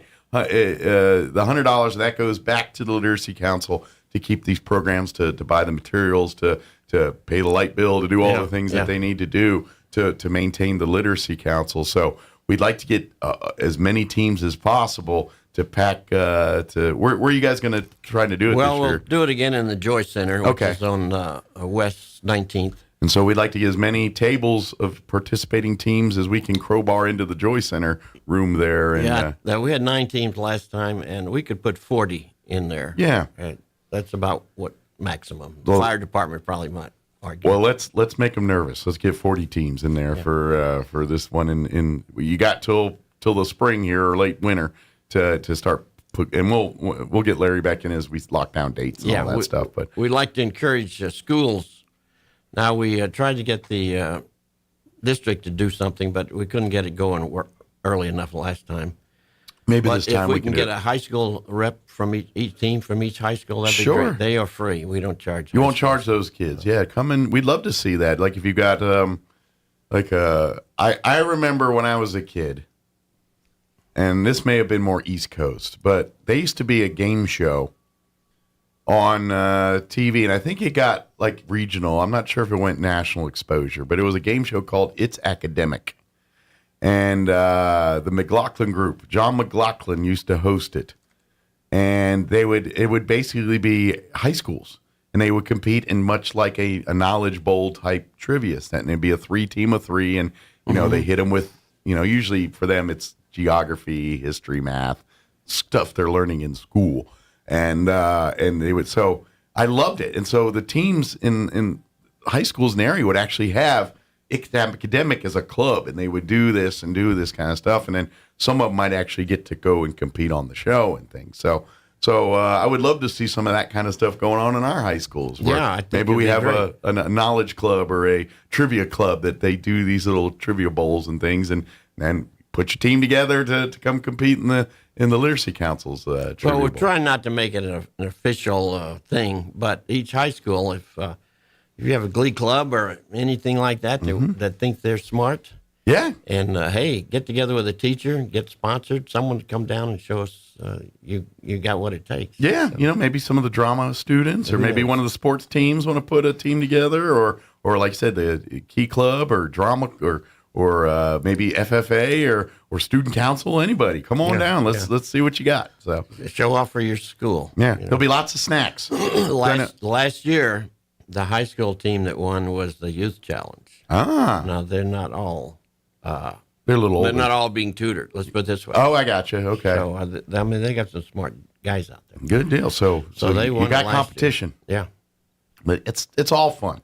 It's all and at the end of the day, we're just trying to raise as much money for the Literacy Council so we can keep providing all those services free of charge for anybody that needs them here in our community.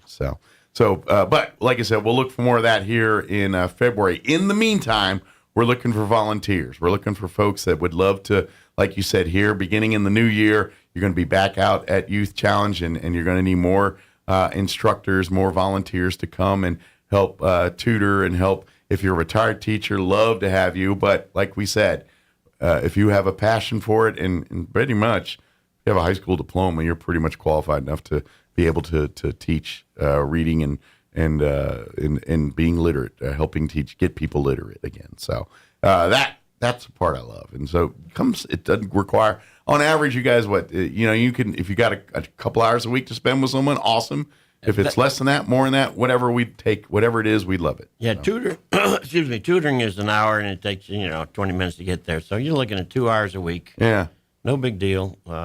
It's kind of interesting. You meet these young people, and I tell them when I talk to them, I says, I'll tell them that at graduation, your father will go, "Wow, what happened?" and your mom will cry. Yeah, and you're probably 99.9% of the time you nail it. That's right. So, yeah. That's what happens at Youth Challenge. It's a great graduation when they have it. I enjoy going to it. Well, it is because, and I can get that because those kids went through a lot of adversity and to get where they're at and to see them achieve and succeed. And those parents have been rooting for them this whole time. And they finally all right, we got them. Right. They're going to be okay. Yeah. High five. We did our job. Yeah, I like to put in a plug here when we have time. Let's do plug away. I'm with the Lions Club, and we're conducting our carriage rides. Okay. The Friday and Saturday, the next 2 weeks, the 9th, 10th, 16th, and 17th. Okay. And they start at the Boy Scout building on Aspen. Just down by the orchards there. North of Country Club. Yeah, right, kind of nestled in the pine orchards there a little bit. Yeah. And if you want a ticket, you can get them at Roswell online at roswellmiddaylions.org. Okay. Yeah, they're right on Country Club. I can't remember the name of the church. It's right on the corner of Aspen. That's Latter-day Saints. Latter-day Saints Church. Where you make that turn onto Aspen. Right next to that, follow it. A couple hundred yards, and there's the Boy Scout. It's well lit. You can't miss it. We have lights all over the place. Yeah, and so that's the thing. And then you'll see the Boy Scout headquarters building there on your right as you go down there and pull in and those 2 or 3 streets are some of the best lit streets in town. So that's why we picked it. And it's a pretty area with the trees and everything. And depending on the neighborhood, a lot of them like to light up their homes in that area. So depending on how many have already started.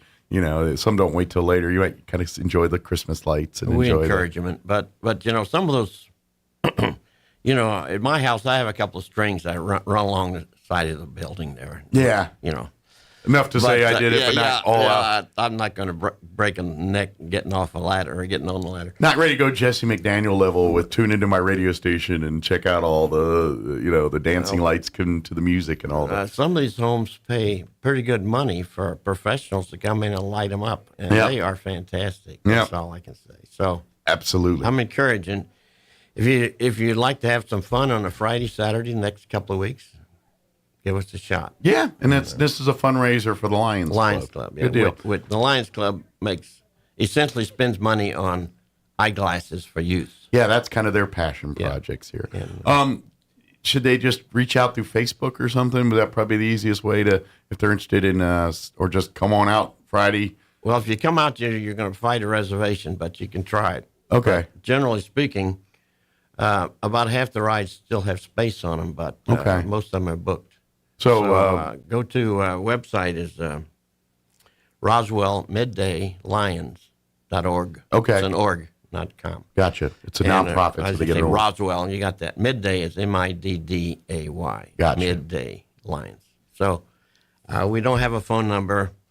We're not that professional. Yeah.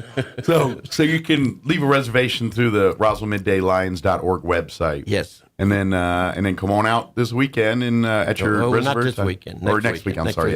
Next weekend, and come out during your reservation time and come enjoy the lights, and hopefully the weather cooperates where it's cool but not windy. Well, one year it was like 20 degrees, so don't leave your coat at home. Put it that way, Well, and you want it a little fun. cold. We have a fire. We have a campfire. We can huddle around. And you want it a little cold because it wouldn't feel right if it's 70 degrees out there while you're doing this. It needs to have, it's got to be cocoa drinking weather for it to work right. And we have cocoa. And that's the requirement. If it's cold enough to drink cocoa, but not windy and nasty, that's the perfect, the perfect, that cool enough where you need a jacket, but it's pleasant to stand out there and sip your cocoa Now, we used to have horses, which is a great draw. We don't have horses anymore.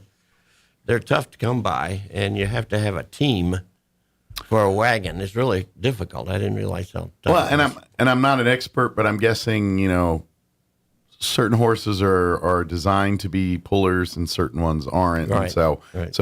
there's probably a lack of number of carriage trained horses to pull. It's like people got horses, but none of them are trained to pull carriages. That's a And difference. they have to work together. Yeah, there is a tandem and a team. Like it's all cool to watch the Clydesdales, but that's a lot of work to make sure the Clydesdales do what the Clydesdales do.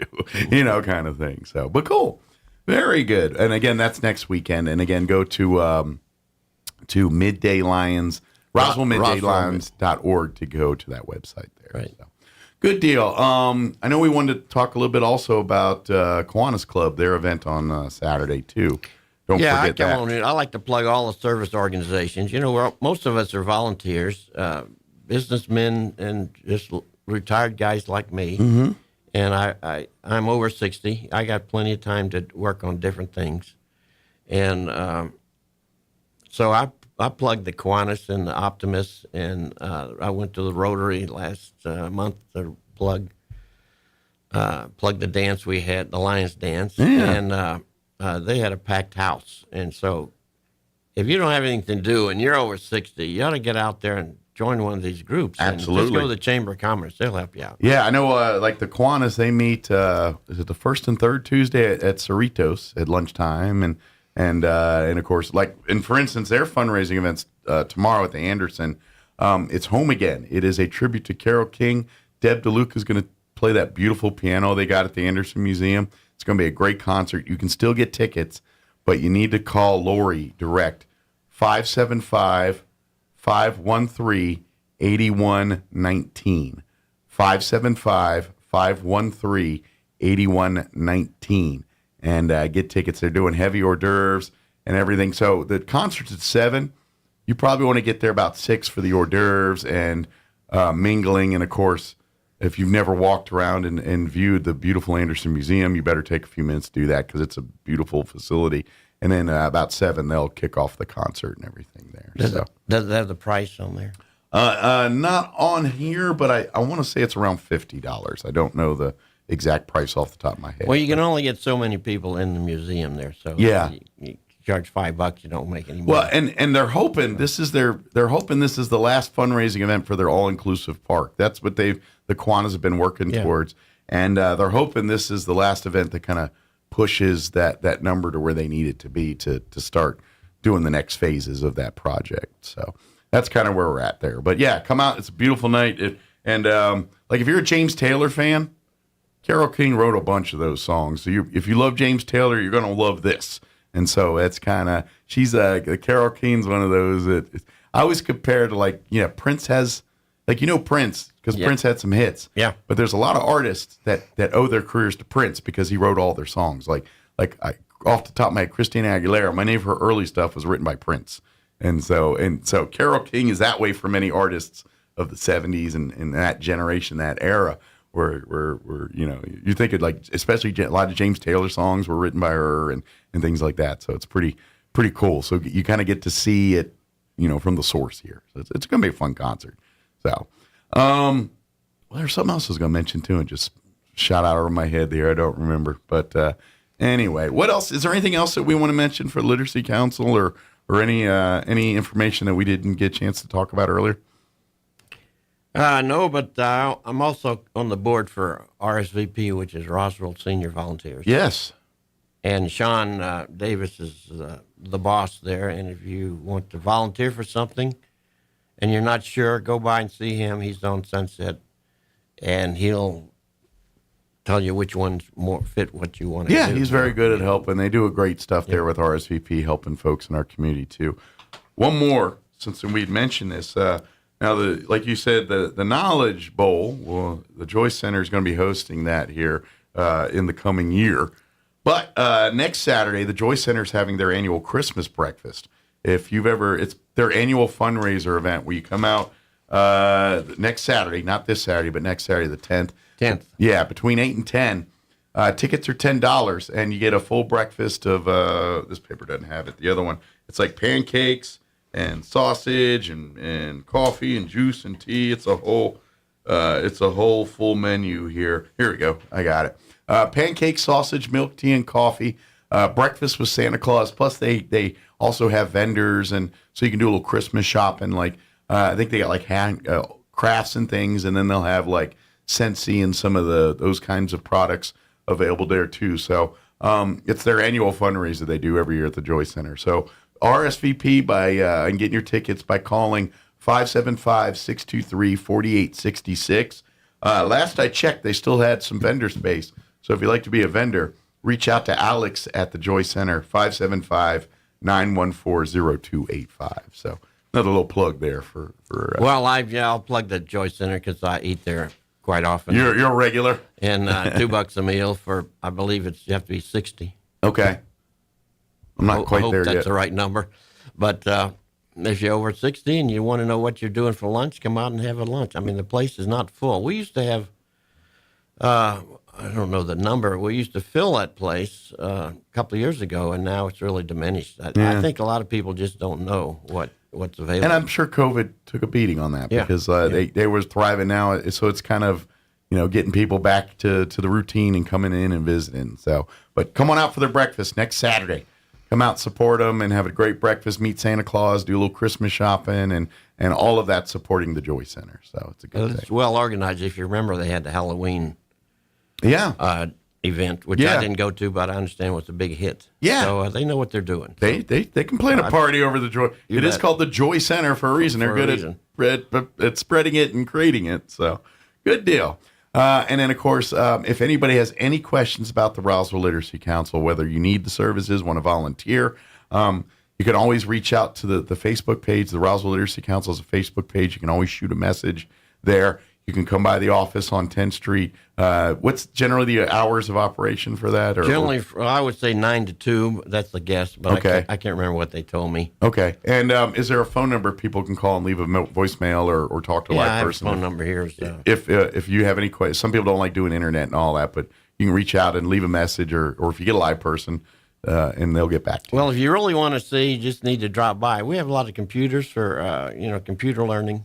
Automatic programs where you can learn English or whatever. Kind of self-guided kind of thing. Yeah, you can sit over in the corner and do it yourself if you want to. And try 575, which is normal, 625-1369. Okay, 625-1369 is the Literacy Council's number, or come by the office here on 10th Street. And too. Either leave a message, or someone will usually be there. But yeah, if you just happen to catch them with their lunch break or whatever, you can leave a message and they'll get back to you here. So, well, good deal. They do have a website, which I'll mention. Sure. Roswell-literacy.org. Okay. That should be easy to remember. Roswell-literacy.org. Don't forget the dash. The dumb computer doesn't know any difference. Yeah, they're pretty meticulous. Yeah. And I imagine if you just Google Roswell Literacy Council, put an N in there in case. That's probably right. Yeah, they probably get something. Just in case Georgia has their own version of this, which they probably do. Keep running into Roswell, Georgia. One day I'm going to visit that place. Very good. Well, Larry, as always, appreciate the visit. I hope I'll see you before Christmas, but if I don't, Merry Christmas, and we'll see you here in 2022. But anytime you guys need anything or anything, just give me a holler. Love to have you. Well, I'd like to plug the Lions again next week or the week after if you got open space. We'll make that happen. Make some comments. Yeah, we will make that happen here. So very good. We'll stick around. We'll pick that right after here. So, all right, it is 8:51. Let's go ahead and pause for local news, also weather. Wall Street business update, and a few bills to pay for lunch. We'll be back. Don't go away. You're listening to Mornings with Mike Winters. Now your Pecos Valley News Update. I'm Jared Cirillo. Pavement maintenance work taking place today and Monday on a one-block area of East Forest Drive in Roswell between South Garden Avenue and the east end of that block. Traffic on the block will be limited during working hours, again today and Monday, but local residents will be able to access their homes. Also in Roswell, a reminder that a section of Main Street is closing tonight for a brief time to accommodate Main Street Roswell's Holiday Electric Light Parade. Main Street between College Boulevard and 2nd Street will be closed to traffic starting at 5 o'clock tonight. And Bulldog Bowl will be filled Saturday with high school football players from all over the state. The 2022 Red versus Green All-Star Game is happening. The small schools game kicks off at noon. The large school game scheduled for 3 o'clock p.m. Eddy County is represented by Artesia's Peyton Deans and Gage Donaghy on the red squad. Carlsbad also has Eli Assay on the red team, while Saul Ruiz and DJ Moore will represent Carlsbad on the green team. You're up to date. I'm Jared Sorello reporting. I'm meteorologist Steve Hamilton with your Pecos Valley weather. Looks good today, but we do have a cold front on the way. Maybe some showers tomorrow and cooler. We'll be in the low 70s for the afternoon high today. Sunny and gusty, partly cloudy and upper 30s for the overnight hours. And then scattered showers tomorrow in the afternoon and cooler. Our high going up to about 50. Few showers on Saturday night, cloudy and low 60s on Sunday. That's your latest forecast. I'm meteorologist Steve Hamilton. With the Wall Street Business Report, I'm Bernie Bennett.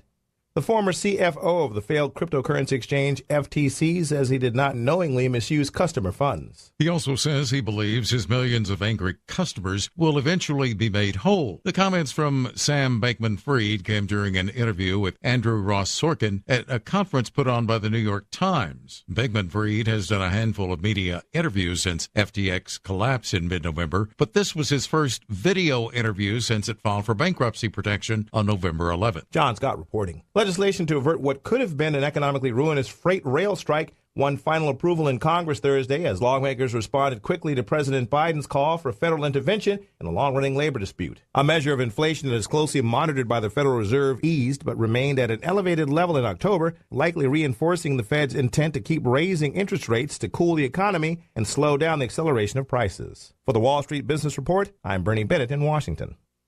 Time to get lit. The City of Roswell presents the Light Up the Night 5K, December 9th, beginning at 6 p.m. at the Cielo Grande Recreation Area. The course, along with the runners and walkers, will be decked out with holiday lights. Don't forget your flashlight and to wear lots of light-up gear. Everyone gets a light-up necklace and event medal, and first through third place receive awards. Stick around for the post-event hot chocolate and award ceremony. Entry fee is $29 per person. Sign up at roswellconnect.com. The Light Up the Night 5K, December 9th, 6 p.m. at the Cielo Grande Recreation Area.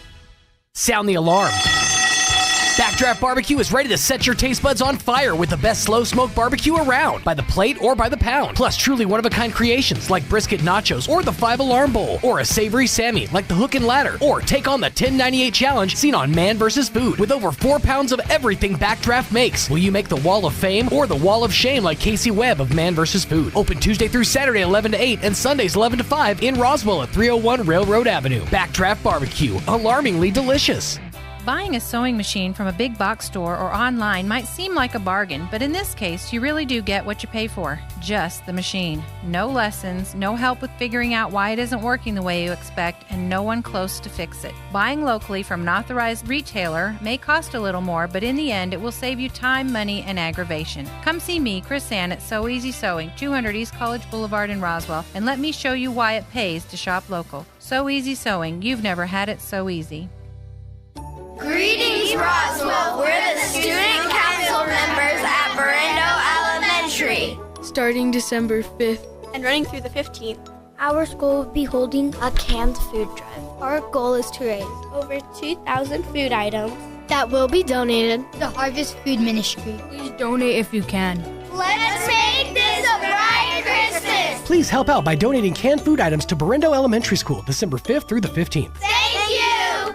God is with us. It is what the season represents. God entering the world in the form of Jesus, God's Son, Emmanuel, which means God with us. But that is only a small part of Christ's story. It's good and right to celebrate the birth of Jesus, but we can't stop with that. We can't just leave him in the manger. We should learn from the boy who amazed the teachers in the temple. We should learn from the man who lived a life of service, who loved the unlovable and even the outcast, who was outraged by men who made a mockery of God's temple, who forgave the man that denied him 3 times. We should learn from the end of the story too, from the Christ who willingly died on the cross to be the sacrifice for our sins. But we can't stop there. We should celebrate the Messiah who was raised from the dead to show that not even death had power over God. We must answer his call to continue his story by honoring that birth, that life, that death, and that resurrection. In this season and in all seasons, God is still with us. We should believe it Proclaim it and live it. Join us at the Country Club Road Church of Christ for worship at 10 a.m. on Sunday, located on the corner of Country Club and Washington in Roswell.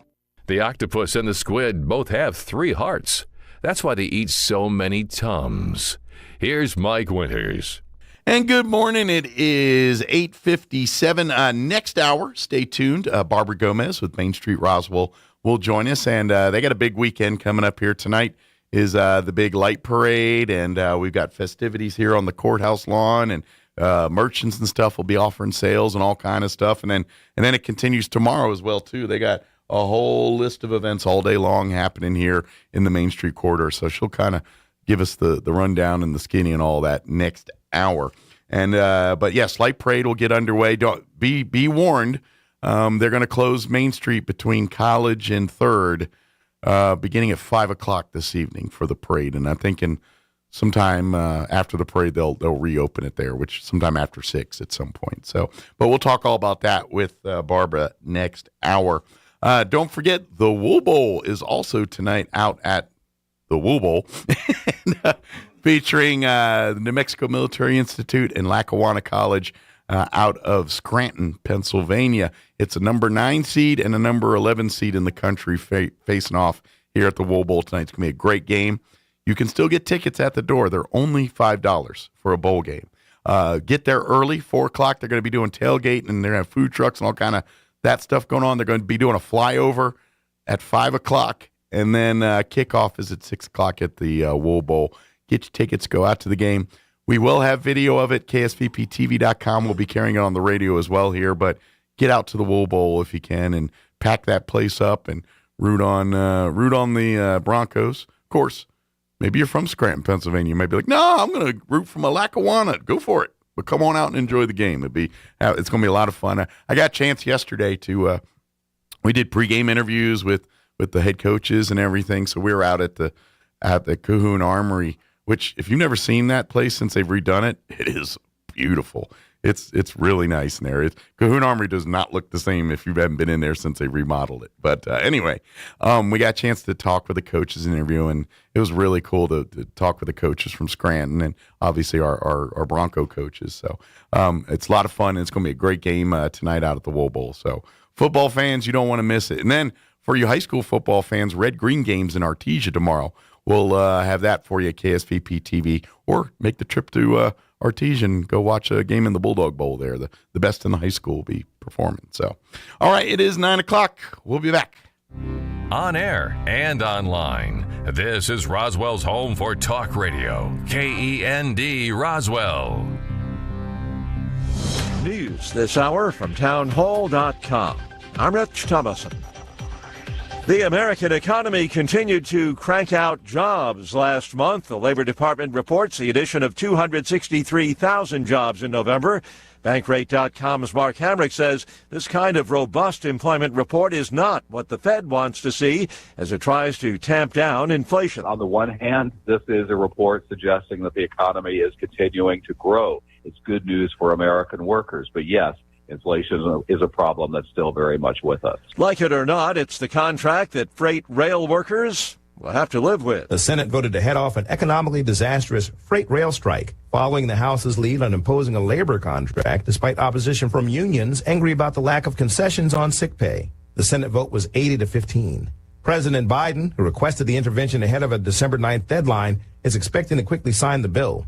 Shortly before the vote, Mr. Biden defended the contract that 4 of the unions had rejected, noting the wage increases it contains. Bernie Bennett in Washington. It may not have been fentanyl that sickened a group of school kids in Southern California, but it's cause for concern nonetheless. 10 Los Angeles students appear to have overdosed on edible cannabis products at their middle school in the San Fernando Valley. The Los Angeles Fire Department says the students experienced mild to moderate distress at the Van Nuys Middle School. Fire Department Captain Eric Scott says the overdoses were possibly from edible cannabis products, and investigators want to know if it all came from the same source. That would be a possibility that they was all from the same bunch, but that has to be conclusively determined. The important information here is that this is not fentanyl related. I'm Lisa Dwyer. Watching Wall Street, the Dow down 179 points. NASDAQ is off 121. More on these stories at townhall.com. Hey, I'm Andy. I started Harry's because I was frustrated with buying razors at the drugstore. And when I say frustrated, I mean like so upset I called my friend Jeff. Hello, this is Jeff. Jeff, I'm at the store, and I don't get why these razors cost so much? Yeah, and do they need to look like robots? Dude, I know. And it's so frustrating how expensive they are. Getting ripped off sucks. We gotta do something about this. Why don't we make our own high-quality razors at much better prices? Actually, I heard about this German razor factory that makes some really high-quality blades. Really? Okay, maybe that's not exactly how it went. But we did buy that German factory, where we're turning high-quality steel into super sharp blades for a smooth shave at a great price. Seriously, as low as $2 per cartridge. Over the past 10 years, 20 million people have tried Harry's. Join them and get your starter set now. That's a 5-blade razor, weighted handle, and shave gel, all for just $3 with free shipping, backed by our quality guarantee. If you don't like it, it's on us. Just go to harrys.com now and enter code MODERN at checkout. That's harrys.com, code MODERN. A top Ukrainian economic advisor says hundreds of millions of dollars that oil giant BP gets from its Russian investments amounts to blood money, says the money should be used to help victims of the war in Ukraine. Before the war in Ukraine, BP held a near 20% stake in Rosneft, one of Russia's biggest companies. In February, it announced it would halt its operations in the region and offload its shareholding. But for the moment, it still owns its shares. BP insists it's not received any dividends from Rosneft since announcing its plan to get rid of its Russian investments. It says under Russian regulations, any such payments would go into a highly restricted bank account and could not be transferred without the approval of the Russian government. The BBC's Theo Leggett. A top advisor to Ukraine's president has cited military chiefs as saying 10,000 to 13,000 Ukrainian soldiers have been killed in the country's 9-month struggle against Russia. News and analysis, townhall.com.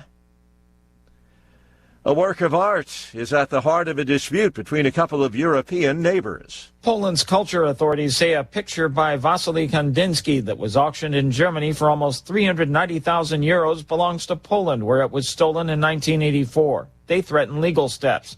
Kandinsky's 1928 composition Untitled sold Thursday at the Griesbach Auctioneers in Berlin.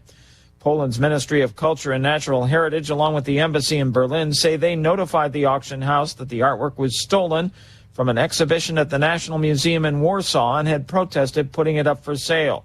Keith Peters reporting. The United States' newest nuclear stealth bomber is making its public debut following years of secret development. The Pentagon is providing the public with its first glimpse of the B-21 Raider at an invitation-only event in Palmdale, California today. More on these stories, townhall.com.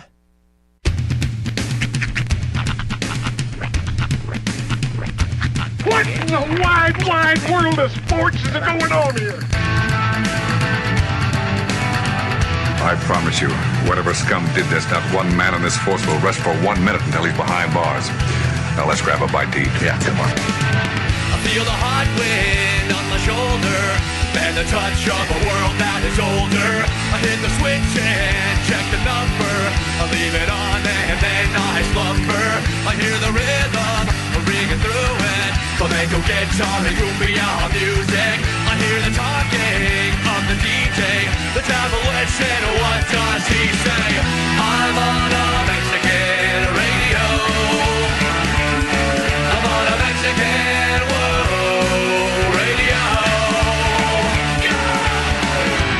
Broadcasting live from high atop the J.P. White Building in downtown Roswell, New Mexico. It's Mornings with Mike Winters on 106.5 Roswell's Talk FM. Is that what I sound like when I talk? Now, here's your host, Mike Winters. And good morning. It is 6 minutes after 9 o'clock. Welcome to hour number 3. Trace Inviernos. Mornings with Mike Winters, right here on 106.5 Roswell's Talk FM. Happy Friday. Yes, welcome to it. Welcome to the Friday. It's a sweet-smelling Friday. It's a busy Friday. It is. Got football. We got holiday, light parades and festivities downtown. Got a junior college bowl game in our town and state. Yep. I was kind of like, I was expecting to see a bunch of stuff on the news last night about the bowl game today, especially in sports, and I'm like, but they didn't, those Albuquerque stations didn't mention much. Nary a mention. And I'm like, you have a bowl game in the state. You haven't met, y'all be talking about what, they've been talking about that shooting between the Aggies and the UNM and how they canceled the basketball game. That's all they've been talking about ad nauseum in sports. I'm like, there's other sports going on besides that. Well, yeah, but it's I was a hard little salty about that. It's the old Casey Kasem idea. It's real hard to go from an upbeat number into a song about a dog dying. Right.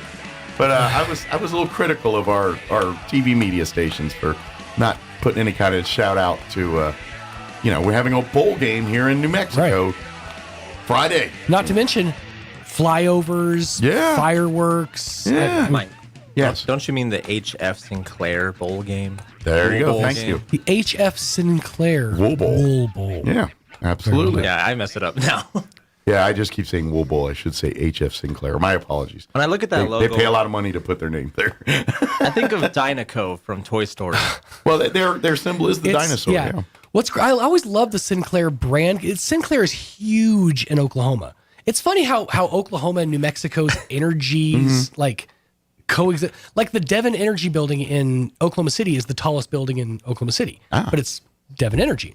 Same thing with HF Sinclair, or Sinclair, I guess, because HF is the Holly Frontier. But the Sinclair brand is huge there. I have pictures from when I was a little kid sitting on top of that dinosaur. Nice. Wow. So I didn't grow up in the West, right. So all this was kind of new to me. But yeah, pretty cool. So, but anyway, yes, the HF Sinclair Wool Bowl tonight. Get there about 4. Get to the Wool Bowl parking lot about 4. The Dimmadome. Yes. Get your tailgate on. They're going to have food trucks there. About 5 will be the flyover. There's going to be a fireworks show. And then, a football game. I hope they time those two things right, because we don't want a fireworks show going off while there's a flyover. Well, depending on how low the flyover is. Speaking of, how is it that really nobody talked about what happened like a week and a half ago? It was like a huge thing and then just went completely away. That air show where those two planes smashed into each other midair, killed everybody on board. That was just like the story completely went away.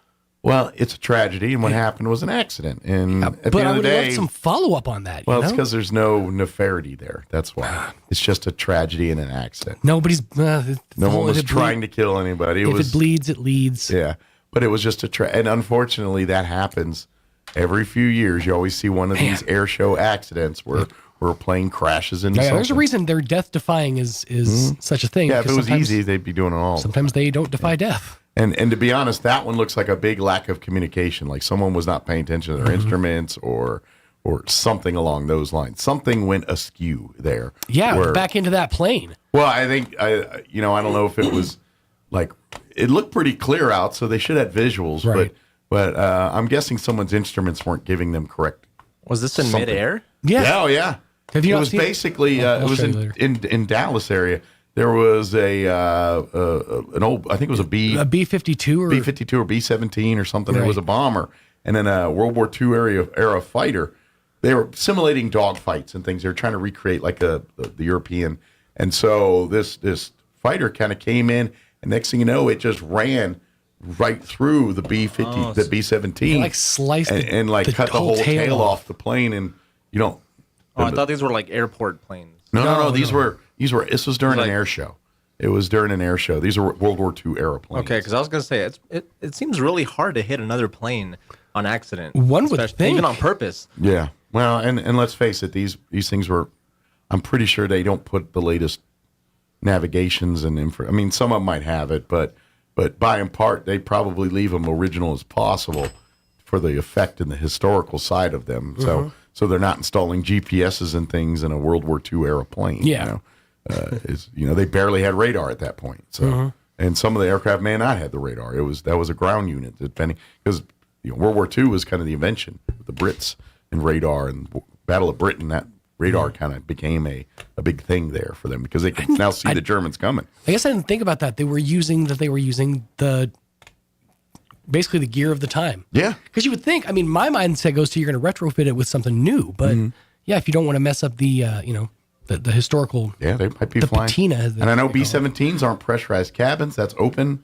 So, that's why when you watch like those movies, and you see the bombers and they're wearing those huge thick jackets because it's not pressurized cabins. It's like 2 degrees up there. It's freezing. So taint warm. Anyway, yeah, it was a big tragedy there. So yeah, but I think that's why it didn't have it was weird. It was almost like did it actually happen, or was it just because Kanye got weird and that's where everybody started? Well, and there was that and an election, and it was just a lot going on. You know, it was a lot for society to take in at that time. So, but yeah, it was a pretty big deal. At least I was pretty crazy about it. So, it is 12 minutes after 9 o'clock. Got to thank the fine folks at McDonald's. Yes, as they do each and every Friday. Provide us with delicious breakfast treats. Friday. Absolutely. Gotta love it. Sorry, I got the hiccups. And don't forget, download the app. Utilize the app. The app is your friend.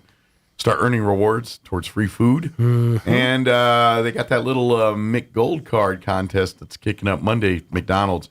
Every time you spend $1 in the app, it gives you an entry into their drawing for, they're going to give away several of the McGold cards, which entitles its owner to get 2 free McDonald's meals for like the next 50 years. Yep.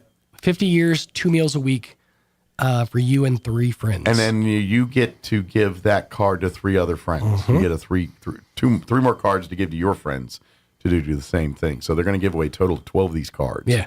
And you could be you. You can be one of those people. All you need to do is next time, beginning Monday, when you start, well, you can use it now, but the contest will start Monday. And order for the app. Anytime you spend $1 or more, you get an entry into that gold card contest. So it'd be kind of neat to see someone here win it. That would be really cool. I mean, it doesn't have to be me, just someone I know. I'd be super jealous, but that would be really cool. It would be. I'm just looking if there's anything new, any kind of new deals in the App Store. There's not, but the one thing I will say is it's never gone away. Even though it always says it expires today, 20% off any purchase of $5 or more. That's a game changer. I use that all the time. Yeah, ones of dollars, plenty of times. To be honest, it's rewards like that are the reason why I accrue so many points. Because you can't use your points and a reward at the same time. And I'm like, I'd rather have $5 off my whole order rather than one free get sandwich. 1 free Big Mac. Right. And so, because I'm fat and I eat, I don't order just one thing at McDonald's. I get multiple things. Right. It's a rule. That's how it ought to be. Yes. All right. It is 9:14. Let's go ahead and get you up to date on the weather. I'm meteorologist Steve Hamilton with your Pecos Valley weather. Looks good today, but we do have a cold front on the way. Maybe some showers tomorrow and cooler. We'll be in the low 70s for the afternoon high today. Sunny and gusty, partly cloudy and upper 30s for the overnight hours. And then scattered showers tomorrow in the afternoon and cooler. Our high going up to about 50. Few showers on Saturday night, cloudy and low 60s on Sunday. That's your latest forecast. I'm meteorologist Steve Hamilton. Thank you, Steve. Currently 50 degrees here in Roswell. Humidity is at 61%. Winds currently out of the south at 3 miles per hour. Nice day today temperature-wise. We're going to be in the mid-70s. Mostly sunny, 74 for a high today. Winds are going to be a little breezy out of the southwest, 10 to 15 miles per hour this morning. Later shifting to the west, increasing 20 to 25 miles per hour. Partly cloudy tonight. Expect an overnight low of 35 degrees. Winds will be out of the west, 5 to 10 miles per hour. I wish I had better news for Saturday, but we're going to get some rain, looks like. 40% chance at rain showers after 11, partly cloudy. Highs near 54 tomorrow, so it's going to be about 20 degrees cooler as well. Winds out of the north, 5 to 10 miles per hour. 40% chance of rain for Saturday night as well, mainly before 11. Mostly cloudy, overnight low of 42 with south winds at around 5 miles per hour. And then looking at you Sunday, back up into the 60s, mostly cloudy, 62 for a high. Southeast winds at around 5. And then Monday when you head back to work and school, we're back into the low 70s. So kind of a roller coaster of weather for the next several days here. All right, it is 16 minutes after 9 o'clock. We're going to take about a 3-minute break here, and then we'll be back on the other side with Barbara Gomez from Main Street Roswell talking about Light Parade and all the fun stuff happening here in Main Street today and tomorrow. That's up next. Don't go away. The average American takes 8 to 10,000 steps each day, and for those suffering from foot problems, each one can be agonizing. The podiatry team at Artesia General Hospital can help diagnose and treat foot and ankle conditions, including diabetic foot issues, arthritis, bunions, or other problems. Doctors Joseph Marino and Joseph Krupa are podiatrists specializing in wound care, fracture care, foot and ankle surgery, and more. Put your feet in good hands. Request an appointment at artesiageneral.com/podiatry APPT. Greetings, Roswell. We're the student council members at Berendo Elementary. Starting December 5th and running through the 15th, our school will be holding a canned food drive. Our goal is to raise over 2,000 food items that will be donated to Harvest Food Ministry. Please donate if you can. Let's make this a bright Christmas. Please help out by donating canned food items to Berendo Elementary School, December 5th through the 15th. Thank you. God is with us. It is what the season represents. God entering the world in the form of Jesus, God's Son, Emmanuel, which means God with us. But that is only a small part of Christ's story. It's good and right to celebrate the birth of Jesus, but we can't stop with that. We can't just leave him in the manger. We should learn from the boy who amazed the teachers in the temple. We should learn from the man who lived a life of service, who loved the unlovable and even the outcast, who was outraged by men who made a mockery of God's temple, who forgave the man that denied him 3 times. We should learn from the end of the story too, from the Christ who willingly died on the cross to be the sacrifice for our sins. But we can't stop there. We should celebrate the Messiah who was raised from the dead to show that not even death had power over God. We must answer his call to continue his story by honoring that birth, that life, that death, and that resurrection. In this season and in all seasons, God is still with us. We should believe it, proclaim it, and live it. Join us at the Country Club Road Church of Christ for worship at 10 a.m. on Sunday, located on the corner of Country Club and Washington in Roswell. Carlsbad and Roswell. The Backyard Butchers are here with 20 ribeyes for $39. That's less than $2 a steak. Look for the big white truck in the parking lot at Tractor Supply Co. in Carlsbad and Tractor Supply Co. in Roswell. Stock up and save on bulk meat specials on beef, chicken, and seafood. Just look for the big white truck in the parking lot right now at Tractor Supply Co. in Carlsbad and Tractor Supply Co. in Roswell. Get 20 ribeyes for $39 and more bulk meat deals. Read reviews, chat with our seasoned butchers, and find all locations and info at backyardbutchers.com. Backyardbutchers.com. Cash, credit, debit, and EBT accepted. The 2022 basketball season is underway for your Roswell Coyotes and Goddard Rockets, and the place to go to catch all of it is KSVPTV.com. Goddard, a little pressure here in the half court, and they force the turnover. Great job. Head for KSVPTV.com and click on the Roswell Coyotes or Goddard Rockets tab to see it all. KSVPTV.com, Southeastern New Mexico's sports authority, then, now, and always. The tool used to measure your feet at the shoe store is called a Brannock device. The person that measures your feet at home for no reason is called a creep with a foot fetish. Here's Mike Winters.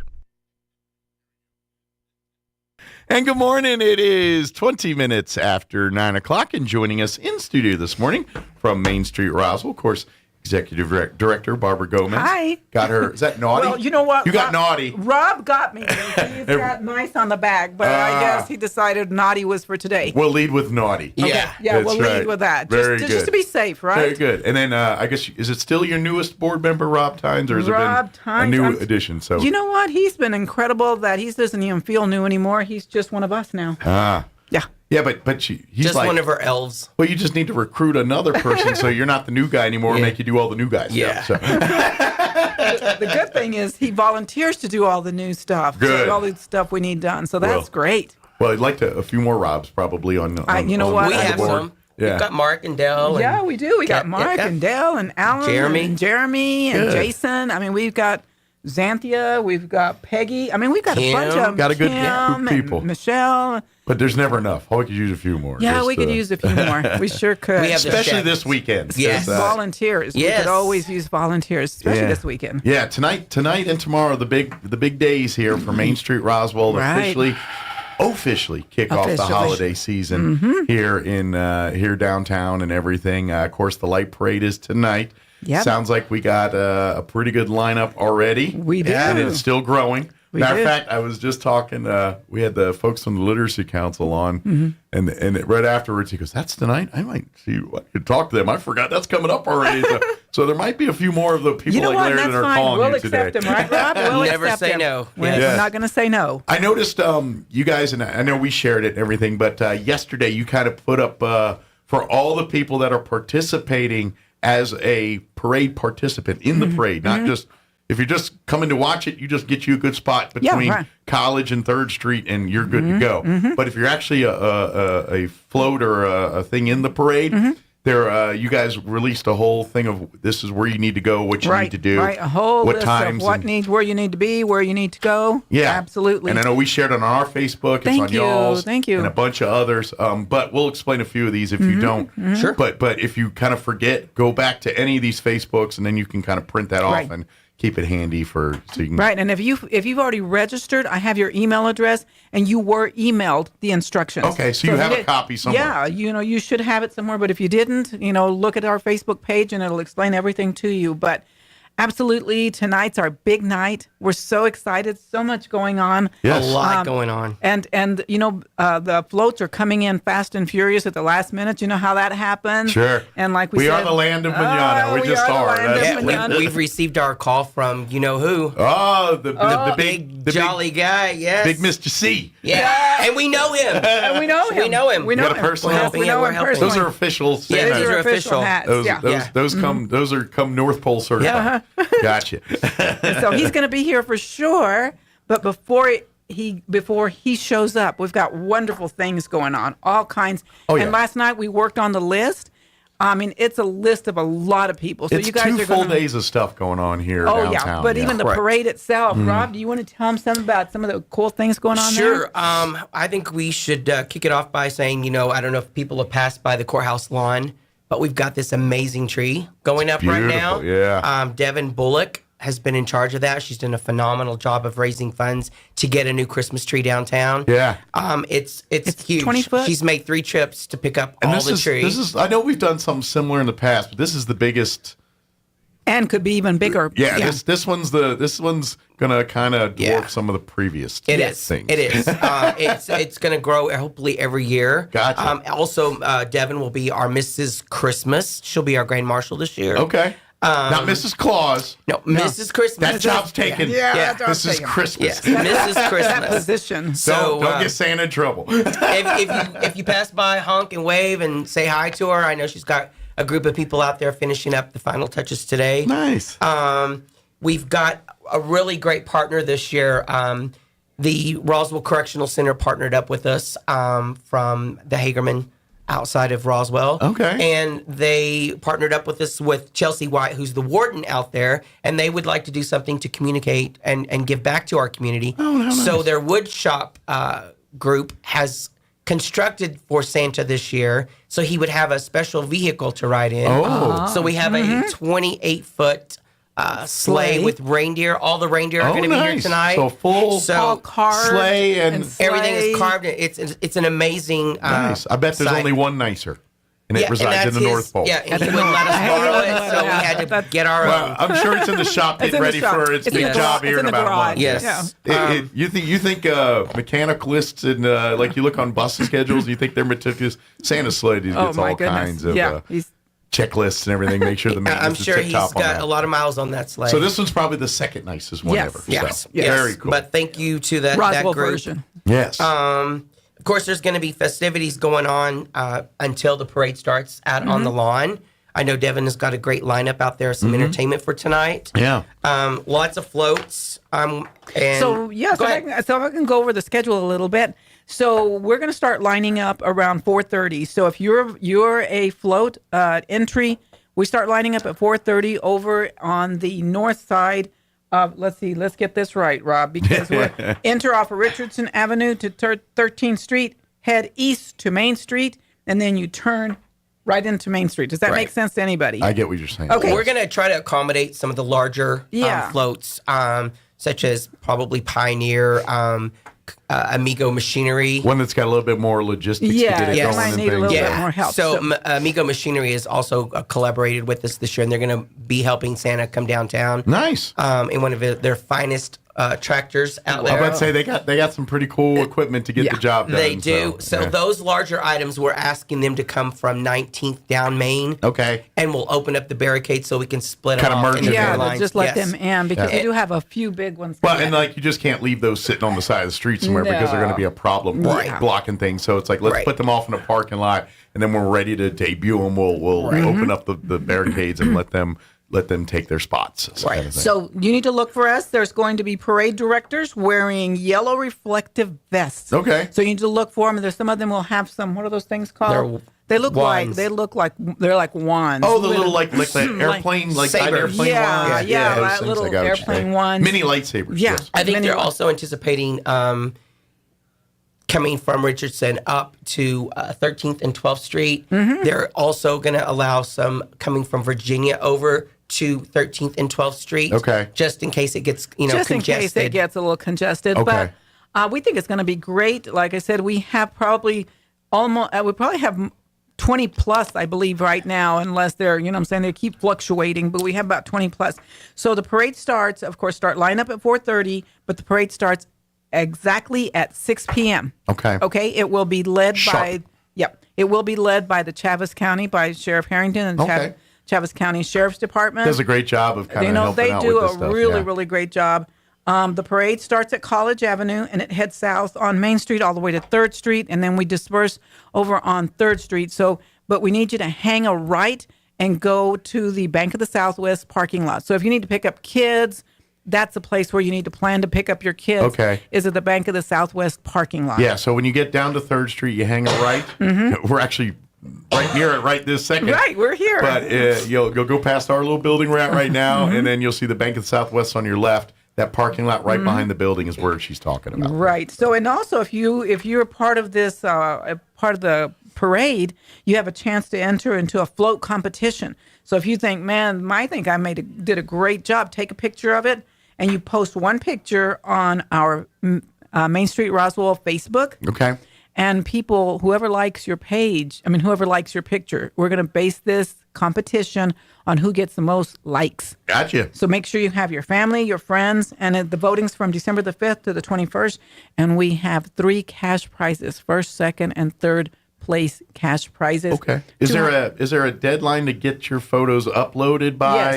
Yes, you need to upload them, let's see, by Monday. By Monday. Is that the 5th? Voting will be from December the 5th to the 21st. Very good. So they got to be in place by December 5th when the contest gets underway. That's right. Makes sense. Gotcha. So make sure we're going to remind them tonight, right, Rob? Yeah, take your pictures. Take your pictures now. If you think you look great, take a few pictures, get the best one, and upload it into. It's just like you do on your Facebook pages. Get your best angle, your best. Use all those tricks and tips to make yourself look good on your Facebook pics. Use that same technology to your floats. Now let me finish off this day because we have a whole other day to talk to you about. But once we get to Maine, Rob will be there.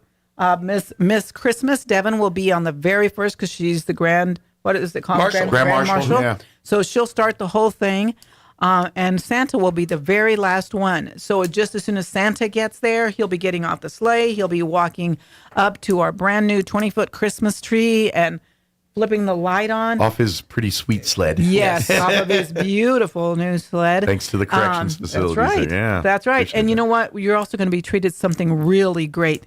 Miss Devon Bullock will be opening everything up. I don't know if I told you this, Rob, but she will be singing. She'll be opening up after Santa gets there. Okay. We will have some singing. We're going to have 3 different types. We'll have 3 groups. 3 performers. 3 performers, yes. So Devon will start it out.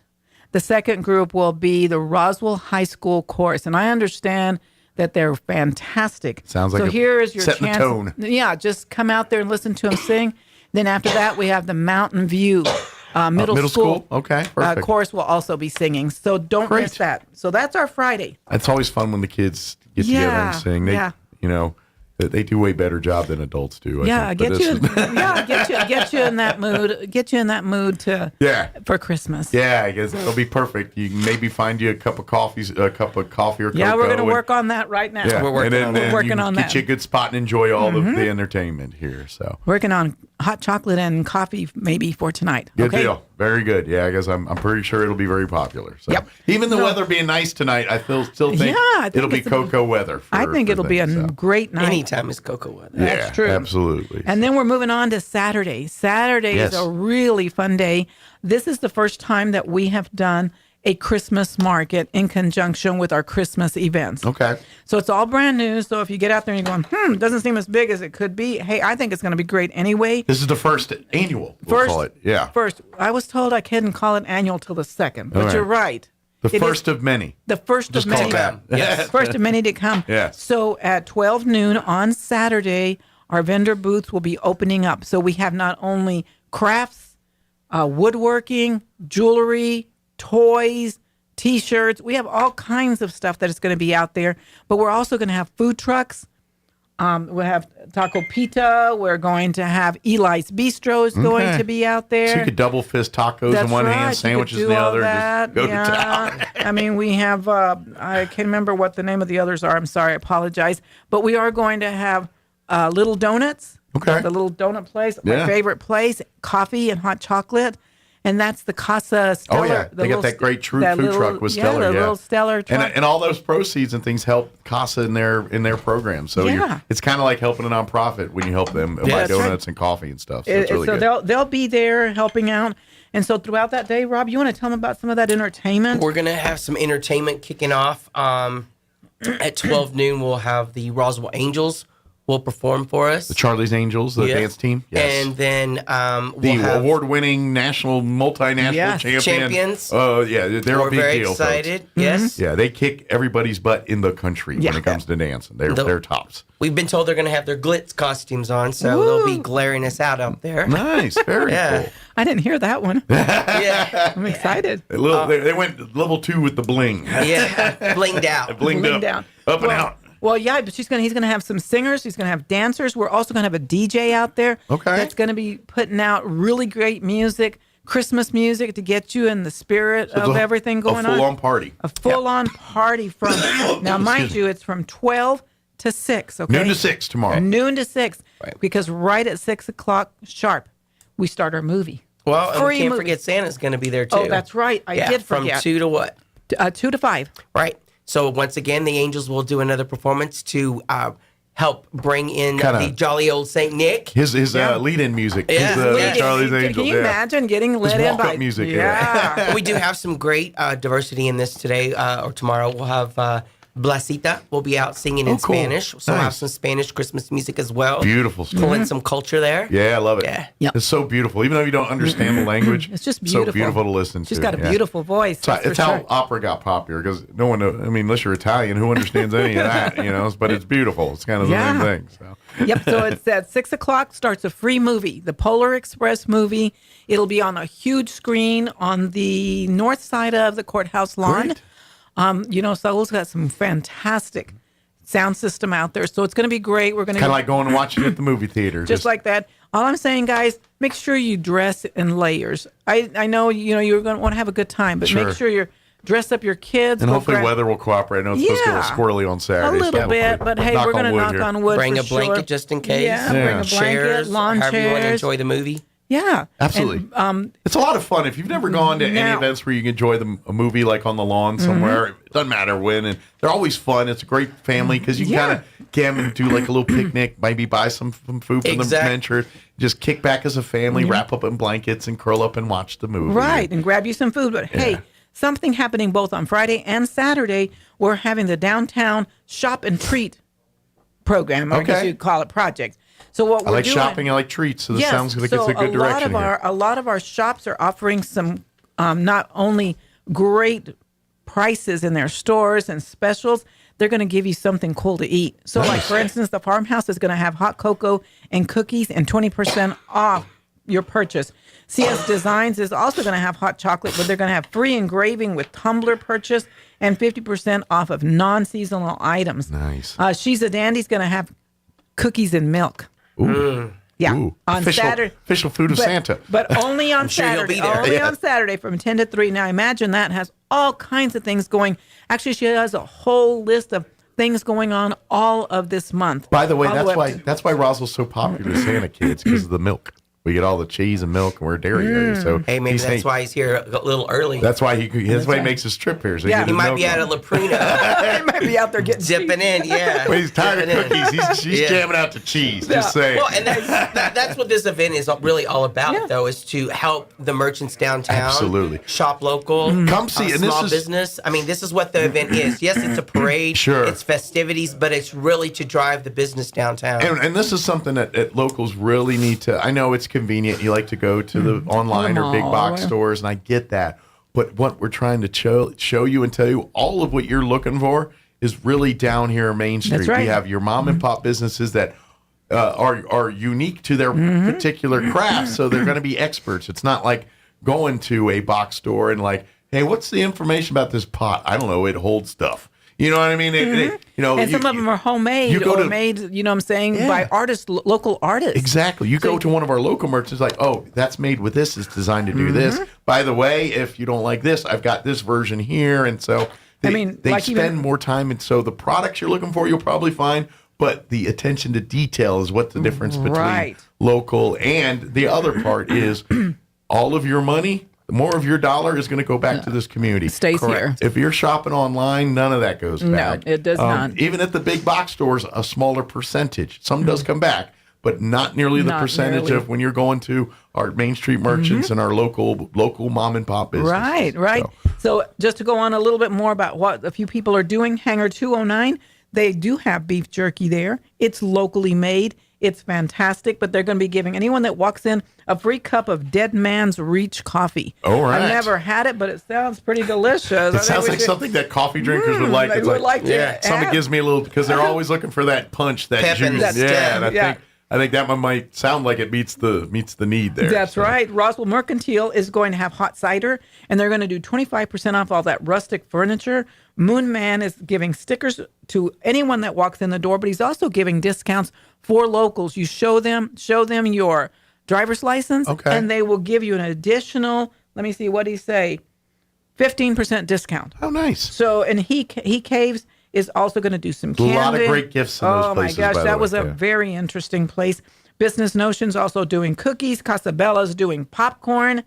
Actually, Moon Man's also doing popcorn. So you can get popcorned out. And that's on Friday before the parade starts from 4 to 6. So between 4 and 6, Before you you can do your shopping. You can do your popcorn and cookie crawl. That's right. That's right. Start on one end. That's right. Finish Get on your the coffee other. hit. Get Come some back chocolate. up and go down the next side of the street. If you're hungry tonight, it's kind of your own fault. That's right. That's right. And you then chose to be hungry. Wear a lot of pockets. Yeah. And so, even we're pulling in the Miniatures and Curios Collection Museum. They're going to have candy canes and a few things going on over there. That's a real gem in town that a lot of people don't realize we have. And oh it's my goodness! I went in there cool one little day. place. Yeah. It is amazing. It's got some. It's like if you love the Anderson Museum, then go in that one. It's like it's a mini version of the Anderson Museum. You can purchase things, but it's also a museum, so it's got great things in there. So if you need shopping, hey, they have masks and all kinds of hats in there. Rob, we should go in there and see what they have. Yeah. Of course, if you have a big head or big something, then they might not have your size. It's all mini. Well, they got a few big things. Yeah, that's true. I did see they have like a horse's head in their mask. I don't know what I'd use. Well, they haven't shrunk it yet. They're going to shrink it. They haven't shrunk it yet. They got a shrink machine in the back to shrink it down. That's what I was told. A secret spot. But no, we just have incredible things going on, you guys. So please don't miss out on Main Street Roswell. This gives us a sense of community, a sense of fun, a sense of being together and enjoying the season. Absolutely. That's what it's all about. That's Come celebrate and support our local merchants. Create family memories for the weekend and create those moments. You know, you're sitting all around enjoying the movie tomorrow night or out at the parade tonight picking your favorite floats or catching a bite to eat or visiting one of the merchants and pulling the move. Now, you can do this, and Main Street can help. Yeah. Like if you're trying to buy something for someone in your group, we can do the distract and rope-a-dope thing if we need to say, can you take my kid down there while I buy him something over here kind of thing? You know, we can find people that can help you out with that kind of stuff. Hey, and before I forget, while you're enjoying those lights on Main Street, on every single tree up and down Main Street, That is also a project at Main Street Roswell put together by one of our community volunteers, Wendy Marley. She has raised all the funds to put those lights up and down Main Street. Oh. That is a huge project, you guys. And to be honest, I think that's probably the most treasured thing of all the. I mean, yeah, we love the parade. No, you're right. But I think everyone to a person, me included. It's something about seeing the trees all lit up. Very magical. When you go downtown, it just it puts you in a better mood. I don't care how bad a mood you're in. You're kind of like, oh, how pretty. And that you're looks kind so of pretty. just a little bit happier. And so many visitors point that out. Like, what a beautiful downtown at night. It's just amazing. It is. It's really glows. It feels very warm and inviting. Yeah. Almost sort of like thank you to a Norman Wendy Rockwell and painting. Devin for all they do. Exactly. Yep. And people go out there and take wedding pictures, propose out there, take graduation pictures. I mean, they don't like us to take them down, but even as long as we have them up from from Thanksgiving till what is it, Rob? February, somewhere in February. I mean, that's a $20,000 project. I'm gonna say it's a light bill that's pretty pricey bill. too. So if anybody not wants just so to much the donate, equipment. please let us know. Absolutely. The more, you know what? Maybe that'll be the campaign. You want to see it longer? Then you pay for March. Yeah. That's a good Everybody get another pick a group tree. Everybody can pick You'll a pay month. for April. You'll pay. We'll keep them up all year long. We'll keep all the I think lights up. Jesse McDaniel might have something to say about that because he puts them up and maintains them for us. So yeah. Well, he loves doing it. We've all seen his house. We've read He it. can stop at any time. He chooses look at not the front to. of that. That's all right. and thank you for the Roswell Chamber of Commerce actually for putting the picture on the Roswell Now magazine. Yeah. We are in the front of the magazine. Front cover this time. Front cover, yay! Yeah. And it is highlighting Jesse McDaniel and all the great things he does. He does And amazing he things helps in this us as community. well. Better say thank you to Andrea Moore.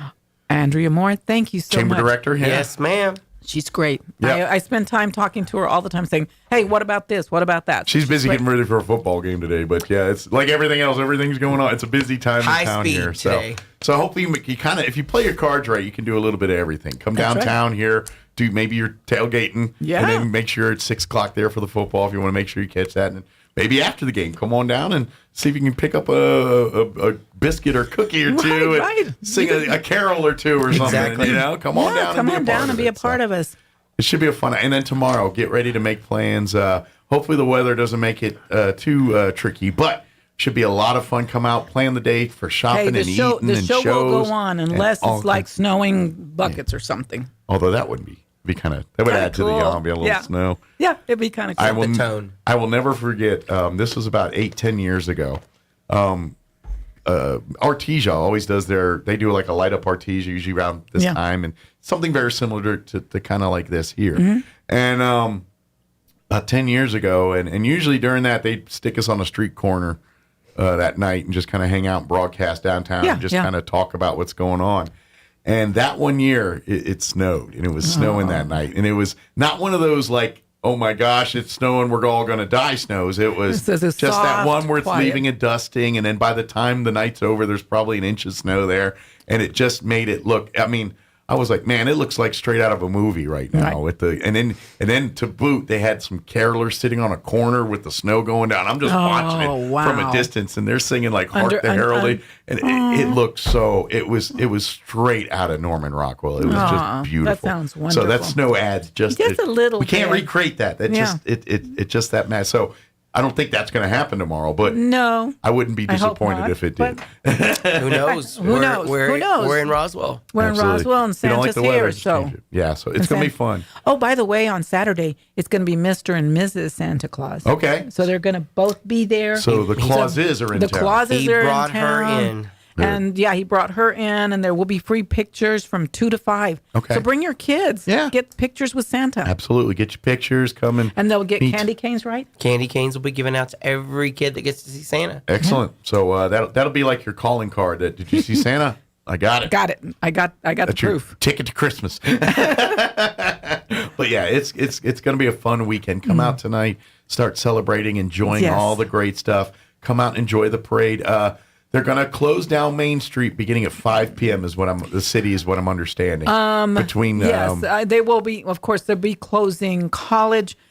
I'm thinking about 4:30 is Okay. when they're closing College. Okay. What that means is you can't come down Main Street going south. Yes. You can come down Main Street and go left or right, east or west on College. You just can't go down Main. Yeah. Now, but just be aware that we do have the Roswell Police Department and the Chaves County Sheriff's Department.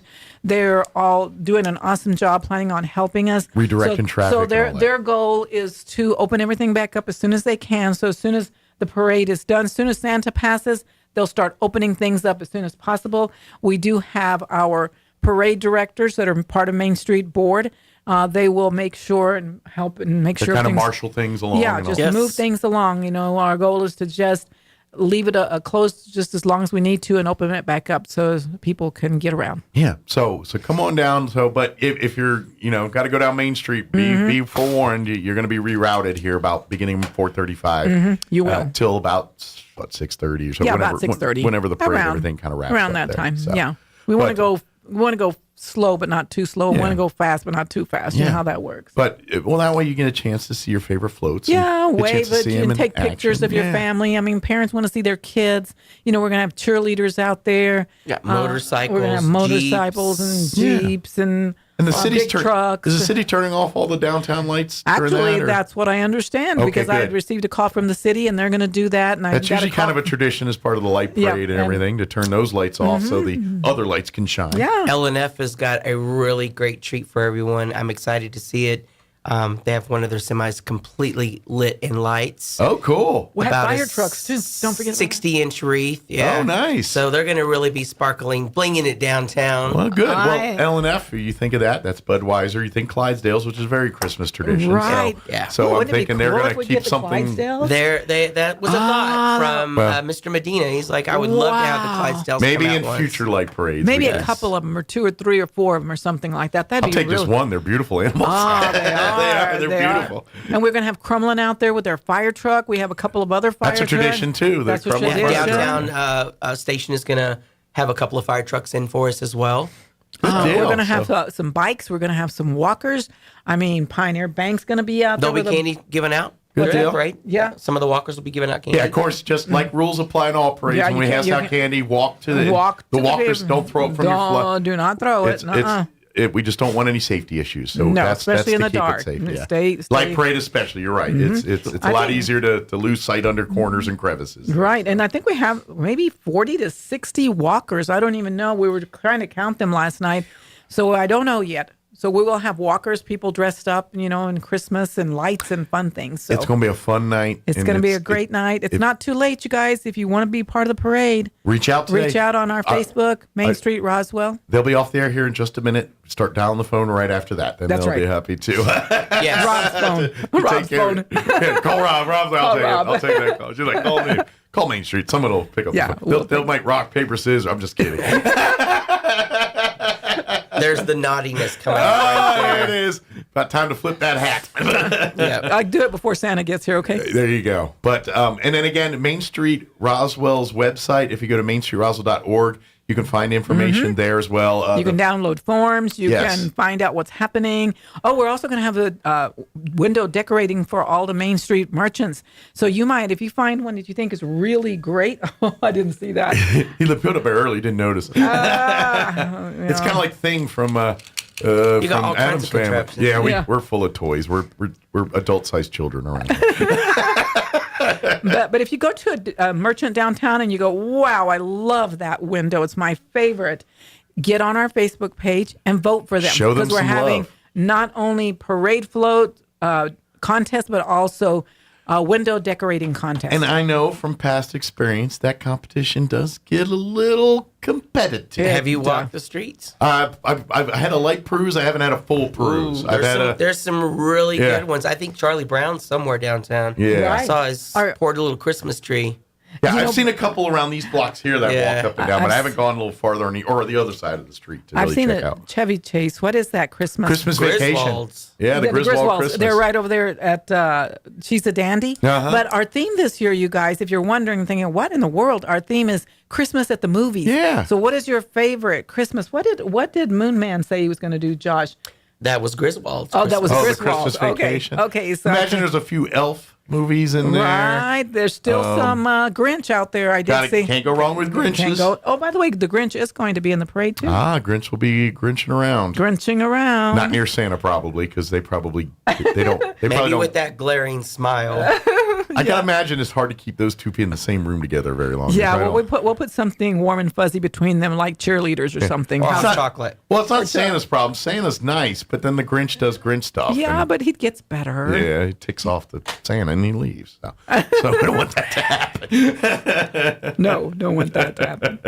But anyway, you guys, hope to see you tonight. Hope Absolutely. to see you tonight. Line up.